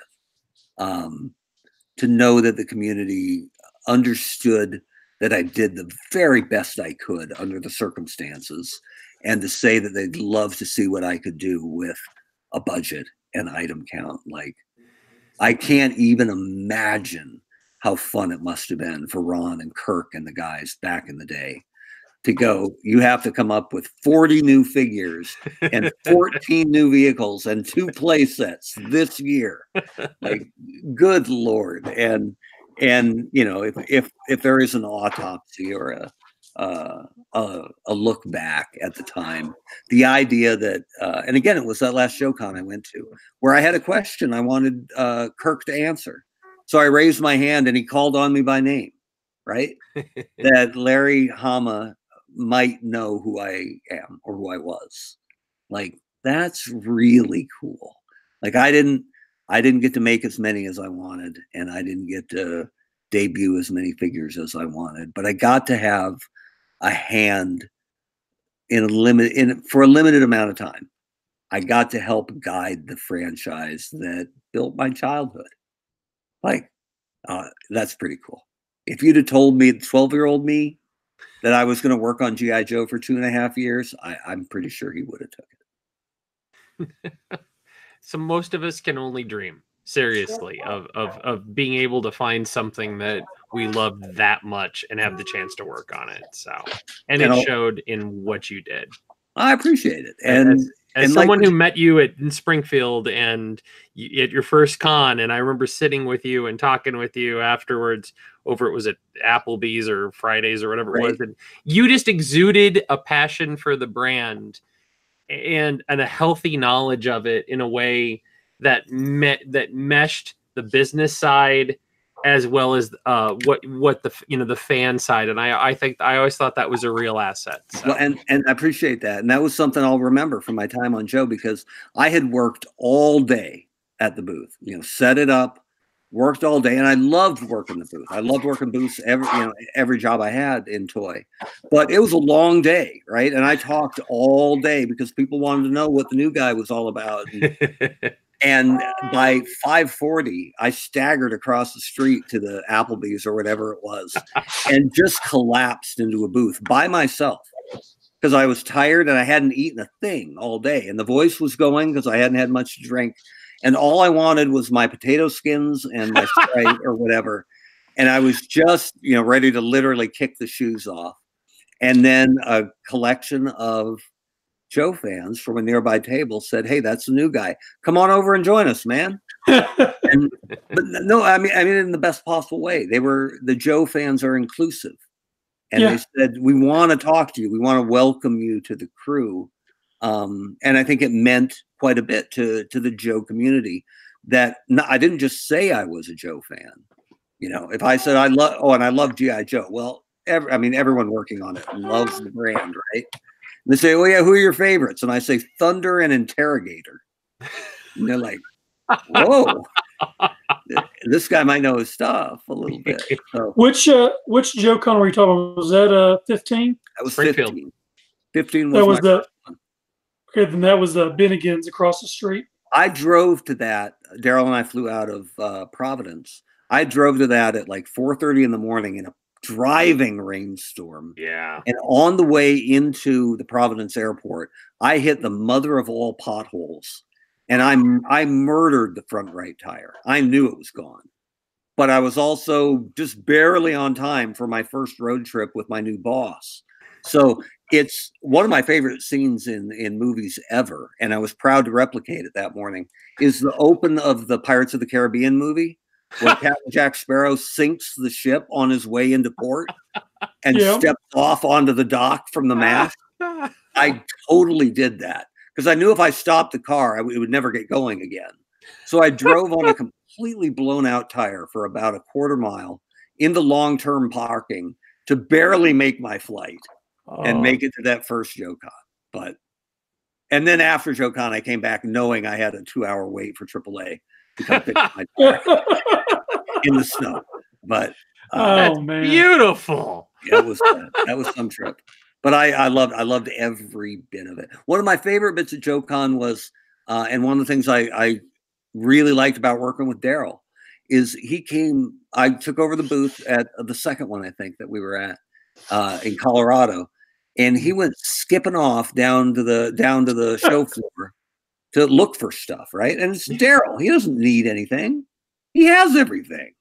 But I loved that there goes a VP off to the sales floor, right? Not many brands have that. And he came back with a Cobra bug that was in really good shape. And the bug is awesome anyway. Like there's nothing like it. And so he came back with the twinkle of a 10-year-old at Christmas in his eye, holding this thing up. Ooh, look at this. And I'm like, Darryl, I know you have like 4 of those, a couple in box. And he's like, look at the quality of those, in great shape. And it was only like $70 or something. Like it was a good deal for a complete one with a Sector Viper with the helmet, right? Yeah. And the gun. He was so proud of it. And I said, and we were going to be at the booth for hours. And I said, Darryl, where are you going to put that? Because it's nice. You don't want to leave it out. And he hadn't, you saw the tumblers turn and you saw the brain click. And he's like, he hadn't thought of that. And he said, I'll just put it in the cabinet. Like you can't put a bug in the Hasbro cabinet because everyone will rightly assume, oh my God, after not making vehicles, for a while, oh my God, Hasbro's making a new bug. People would lose their freaking minds. He had nowhere else to put it. So it went on the bottom shelf and we put like signage around it to try to obscure it.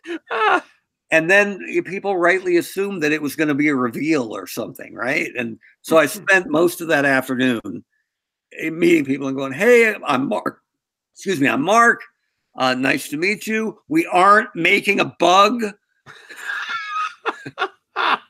Now, what would you like to talk about?" Aren't you glad he didn't buy a terror drome? Right? Oh Lord! But I loved it, and one of the things that's the best thing about Darryl, always still a fan, and the fact that he would run off, not intend to buy a bug, but find one for a good price, decide he needed his 5th Cobra bug, and run back with it like a 10-year-old, all excited until someone dropped the reality hammer on him and went, "That's great, but where are you going to put that, Darryl? Where's that going to go?" That was a good bit. A friend of mine's in the chat, and I should have known to ask this question. When you were on the Transform brand, did you work on any of the Masterpiece lines? No, Masterpiece was always Takara driven. So sometimes Takara would work with the Hasbro crew on identifying future bots that should make it into the line. Okay. So there was some discussion from the very beginning of who should we make next or who's missing, but there was never any development done or marketing truly done from the Hasbro side of that. Was Galvatron ever thrown out there? I don't think Galvatron was while I was on the brand. But when I was on the brand, Masterpiece was still pretty new, so there were a lot of hits still to be played. So I love the idea of a Masterpiece Galvatron, and Masterpiece Transformers is one of the few things I'm collecting right now. Okay. But I think Galvatron definitely has a place. But at the time I was on the brand, he would have been running up against Soundwave and Shockwave as villains. So I don't think Galvatron would have jumped those guys in line, but it does certainly feel like they're in an area where Galvatron would make sense. And again, no inside knowledge on that. Just looking as a Transformers fan at who they've made and who they haven't, I don't see why Galvatron wouldn't be a guy they'd want to consider. Okay, well, I know Josh has been telling us for the past 4 years it's going to be any day now. He's going to get his Galvatron. Right? I hope so. What he wants. I'll root for it. All right. Well, man, I do appreciate you. I know you're an hour ahead of us up there. You had to be off by a certain time, but I do appreciate you taking the time to come on the show with us and talking. I know between me and Fred, we've been want to get you on for a little while now. And I'm glad we finally were able to get you on here. And it's always good to talk to you guys and to stay involved in the Joe community, because I'm still in the Joe community. In some ways, I'm in it more than I ever was, because I can react to things. I can give my opinion. I can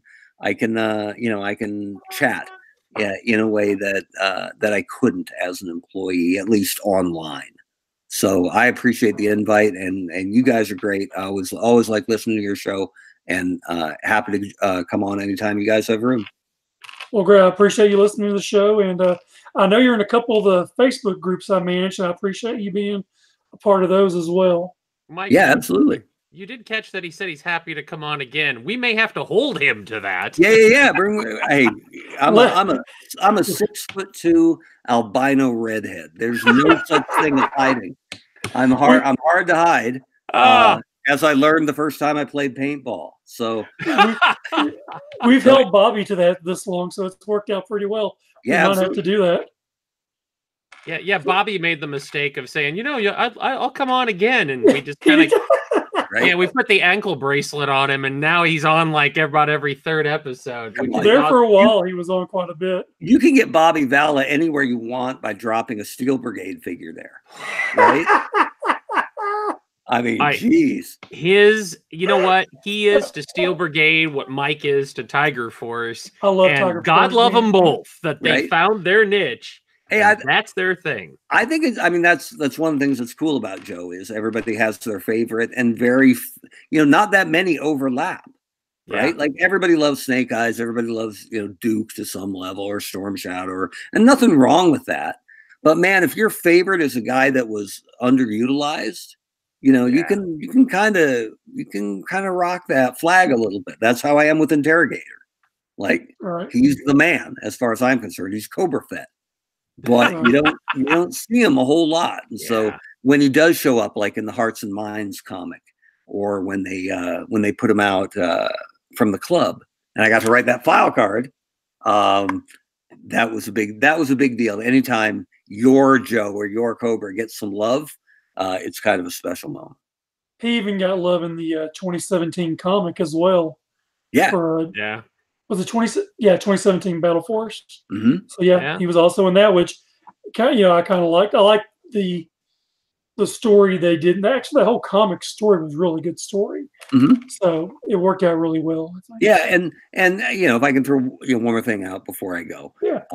I see the club and I see Brian take a lot of flack online, and there's definitely things the club could have done better. And I know that fans only want the best for the brand and only want, their favorite figures made as well. But and not to universally stamp that everything the club did was perfect. But I think those guys worked really, really hard, and they take a lot more flack online than they deserve. So given that Hasbro was not investing much in Joe over the last 5 to 7 years, I think the club deserves a round of applause on their way out, because I think they really did provide a pretty valuable service to the diehard Joe community for a long, long time. I mean, where else were we going to get this guy? Right. I mean, Mark, no offense to Hasbro, I don't think Skid Mark was ever coming back on your radar. Pretty sure that's Treadmark, isn't it? Well, some of us, can't go with the. I still got to go by the original name. I love that Hasbro originally had the audacity to make that guy, and I still wish they'd been brave enough to give him brown pants. Like, come on, if you're gonna go there, yes. I love it.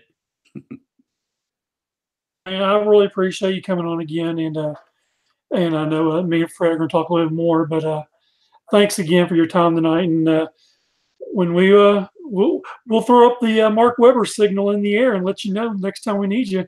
Hey, I'll be glad to answer. Thanks, guys. Thank you, Mark. So much for your time. Always a pleasure, sir.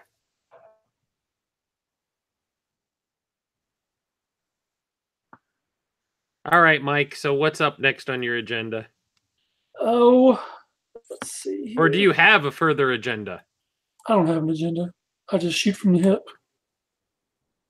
All right, boys. I appreciate it. All right, Mark. You have a great weekend. I appreciate it, guys. Have a great night. Bye. Bye. All right, Mike. So you can filibuster here for a moment. Oh, yeah. Hey, are you going to jump on the club site and get that $400 Tomahawk? Let's talk about. I had to let him get off before I went on my little rage about this. I mean, and I didn't really want to bring that question up. What he thought about that? I'm not. I mean, can we say gouging? Is gouging too much of a word to say now? Or is this? I mean, what is it? I mean, here's the deal. I get it. From a standpoint, and there was someone who, God, I'm going to defend the club for a second. Someone was on saying, well, we were told these were sold out 100%, rah, rah, rah. Here's the kicker. If you're a smart retailer and if you're a product developer, you never sell 100% of your inventory. You keep some back for customer service issues initially, while you're shipping active product out, because, somebody comes in and goes, hey, my skid mark doesn't have a right arm. Where do you think they get the stock to replace it from? And also down the road, you just want to keep samples of your work. I would, if I were a toy designer, years ago, I remember I went to the Four Horsemen when I worked with Ring of Collectors, the guys that do Mythic Legions now. Right. and they did the Masters of the Universe Classics. Well, they did when this is when they were working on the 2002 He-Man figures, and they had a wall in there that was one of every figure that they had ever done for Mattel, carded samples. They wanted to keep that. So I get the club has inventory back. Where I have a problem is the fact that the club knows what they originally charged for these items. And even if the club doubled it, look, no one is saying they have to sell it at a for $19.95. It's their item. And in the marketplace, something is worth what someone else is willing to pay for it. And according to the last email, they've sold half of the stock. Well, like of the 79 items or 73 or whatever it was, they've said they've sold almost half or over half.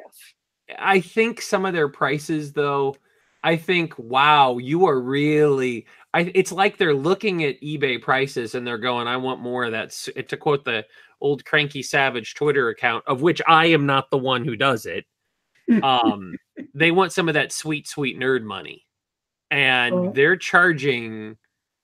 Look, it's on them, man. They can charge whatever they want, but what you're charging is also a reflection. They're not just John Q. Collector who's unloading his collection. They were the official G.I. Joe Collectors Club, and I think with that moniker comes if it were me.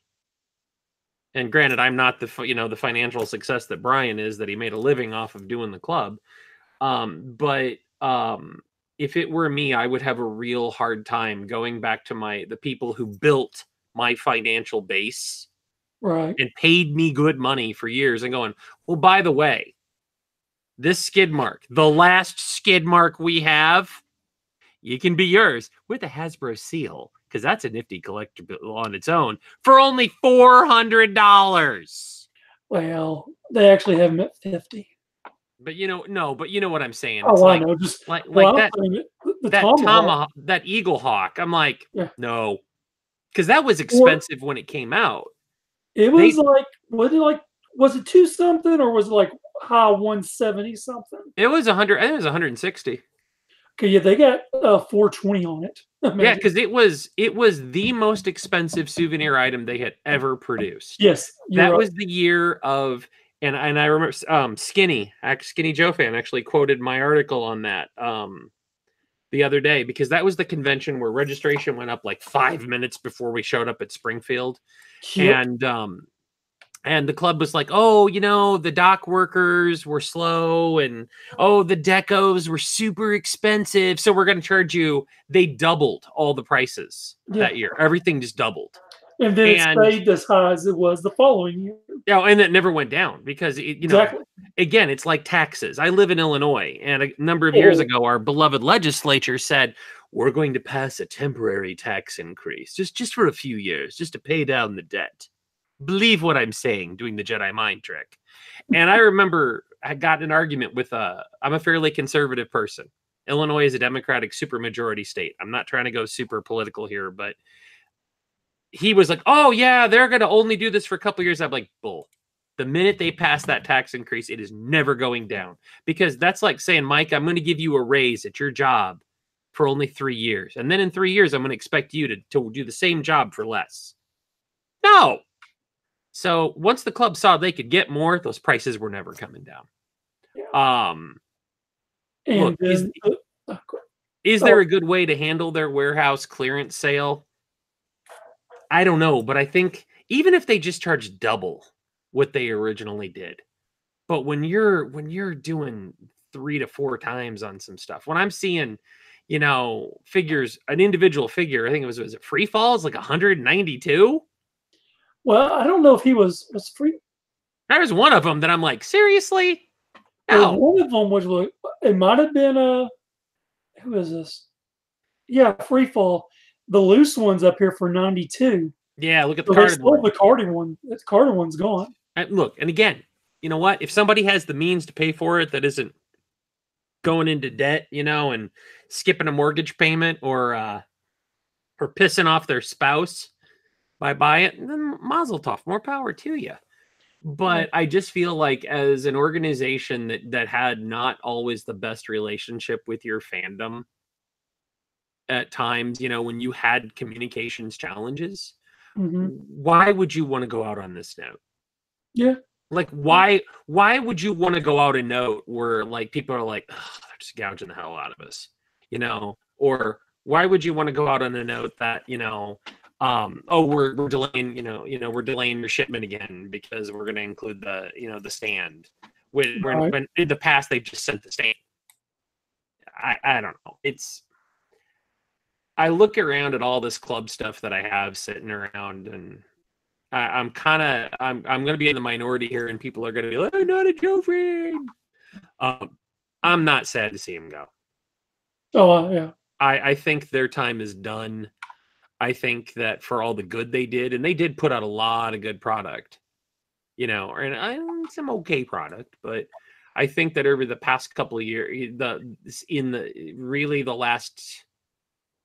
since about Rise of Cobra era, they turned it from being a let's get as many Joe fans as we can to join the club and and increase our numbers to let's only cater to those with the deepest pockets. Yeah, and you know the 3-pack of Tiger Force, the Air Patrol set. Good God, I don't even. $400. $400. $400, almost as much as a helicopter. It was not that much at the con. It was less than 100, I think. I have the prices up on JBL from that article where I quoted it. Because I'd always, I was sitting at home that day because, the Joe Kahn was an hour south of my house, so I didn't have to fly in. So I was looking at the stuff people were posting from the con and putting up, the information as I got it. And I remember I think it was like 75. Yeah, it wasn't. It was more. It was more than a 3-pack. You want to know a funny thing is the first big Joe Con that I went to was where I spent a lot of time was 2005, and they had the Steel Brigade 2-packs of 2 figures there, and I want to say they were like 20 or 25. It was 2 O-ring Steel Brigades, and it was priced so affordably, and they didn't sell out the whole. It wasn't a sellout until like Sunday kind of thing. My buddy Chris Chung, who was doing the review more, he was my writing partner on them. Every time I turned around, Chris had gone up to the club's booth and had bought like 2 more 2-packs. Throughout the course of that weekend, he probably came home with like 8 or 10 2-packs of those Steel Brigades because it was, they were there. You were at the con. You were caught up in the hype. That they were not that ridiculous for 2 of the same thing. And yeah, the club ended up making good money at the show because they had souvenirs to sell and they were priced well and people bought them. So, Law and Order 192. That's eBay pricing. See, they're just going off. And again, charge double what you had before, but they should not be charging eBay prices for this. No, Billy, I think that's wrong. Yeah. Now they did put a Big Lob on clearance for $29. It's because Big Lob's not selling. No, they still got autographed Big Lob, unsigned Big Lob, and Big Lob. I like Big Lob. Don't get me wrong. Big Lob is in one thing. He is in the movie, and he's only in about really half of it. I don't think he was in half of it. He's not a major player. He's what the club should be doing with FSSs and things, finding those crazy specialty niche figures and getting them out. But it's again, how do they want to be remembered? Right. Do they want to be remembered in their final days of show me the money? Or do they want to be like, hey, you know what, guys? We were cleaning out the warehouse. We found another box of these. We're going to put them up Friday at noon. And it's first come, first serve. We're going to limit 1 per person. But, where it's this like, you're excited. Oh, hey, the new email from the club. Not like, oh, God, what are they charging now? And look at the share message from Brian. Oh, the last time available in this format. Please buy Tiger Force Blizzard. And not from that guy on eBay who's selling them for 20. Let's see. There was something on here. Oh, there it is. Someone noticed your cat in the background. Ladies and gentlemen, that's Poofy Kitty. That's is that the Delenn, but that's our Maine Coon who has her own Facebook page. No joke. Is it the diabetic cat? No, Diabetic Cat he was down here real briefly. He's like 16 now.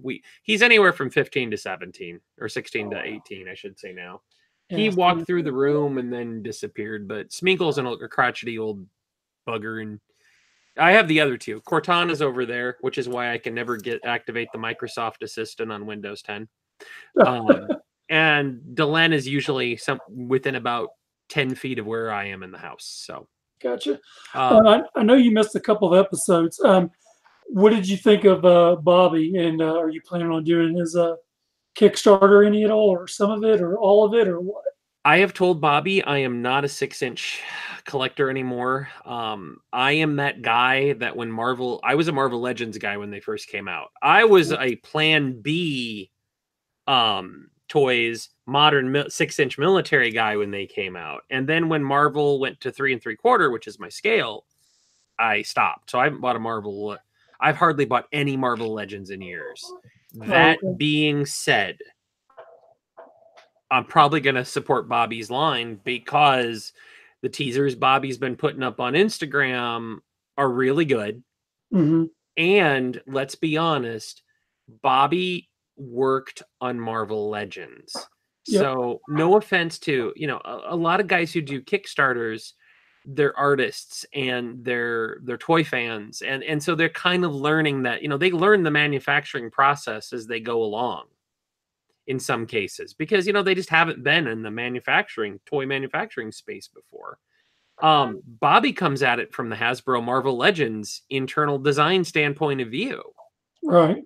And that, I think, even if you're not a modern military guy, but if you're a 6-inch figure fan, you're probably going to want to pick these up, because Bobby now has the chance to take everything that was done on Marvel Legends that frustrated him as a designer and fix it, because he's his own boss on this. Exactly. So I think it's going to be good. Cool. Yeah, I will. Plus it's Bobby. Right. I love that dude. If you're watching, Bobby, I love you, man. So he don't watch us unless he's on here. He don't like me that much. I don't blame him. All he wants is toe pictures. Huh? All he wants is toe pictures. Yeah. But no, I plan on supporting it. And honestly, again, now that Joe's dying and I got my 2 Toys Alliance Mega Action Transformers, there's not a lot for me to buy for the rest of the year. Right. Gotcha. I mean, as Mark even said, unfortunately, 1/18 seems to be going the way of the proverbial dodo. And unless you want like Star Wars 5 POA, no. Even Super 7 Funko, which was doing, like when they did the Suicide Squad figures, which were a little more articulated, but 4-inch, those seem to be done. There's a few Hellboy things, but there's just, this year's Toy Fair was not a super exciting year if you're not into Pops. Ugh, never. There's like those 300 Pops. Never. Those are going to be like Beanie Babies in a few years. I'm just waiting for that bubble to pop. Fortnite, even Fortnite. Mark brought up Fortnite. Fortnite, came out like swinging at retail. They didn't have their presence was minimal for that line at Toy Fair. They I think they announced 2 new figures, but they showed them as both a 6-inch and 3 3/4. Yeah. Marvel's not doing 3 3/4 anymore. And I'm the rare person that I'm probably not buying Siege of Cybertron stuff, because they shrunk it all down and it's kind of expensive now to spend that for Baby Optimus Prime. Yeah, so, well, man, I guess we'll go ahead and end the show. It's been over 2 hours, and yeah, I know. So everyone who's been watching, I appreciate it. Hope Mark answered a lot of the questions that we asked for y'all, and we'll be back in 2 weeks with God knows what. We'll 2 weeks in which Mike shows off his latest Tiger Force acquisition. I want to get a Tiger Force Pop. That's what I'm going to do. Just get a Thundercat. Get Tigra. Oh, okay. So, all right, guys, we appreciate you watching, and we'll holler at you later. All right, have a good night, guys. We'll catch you on the flip.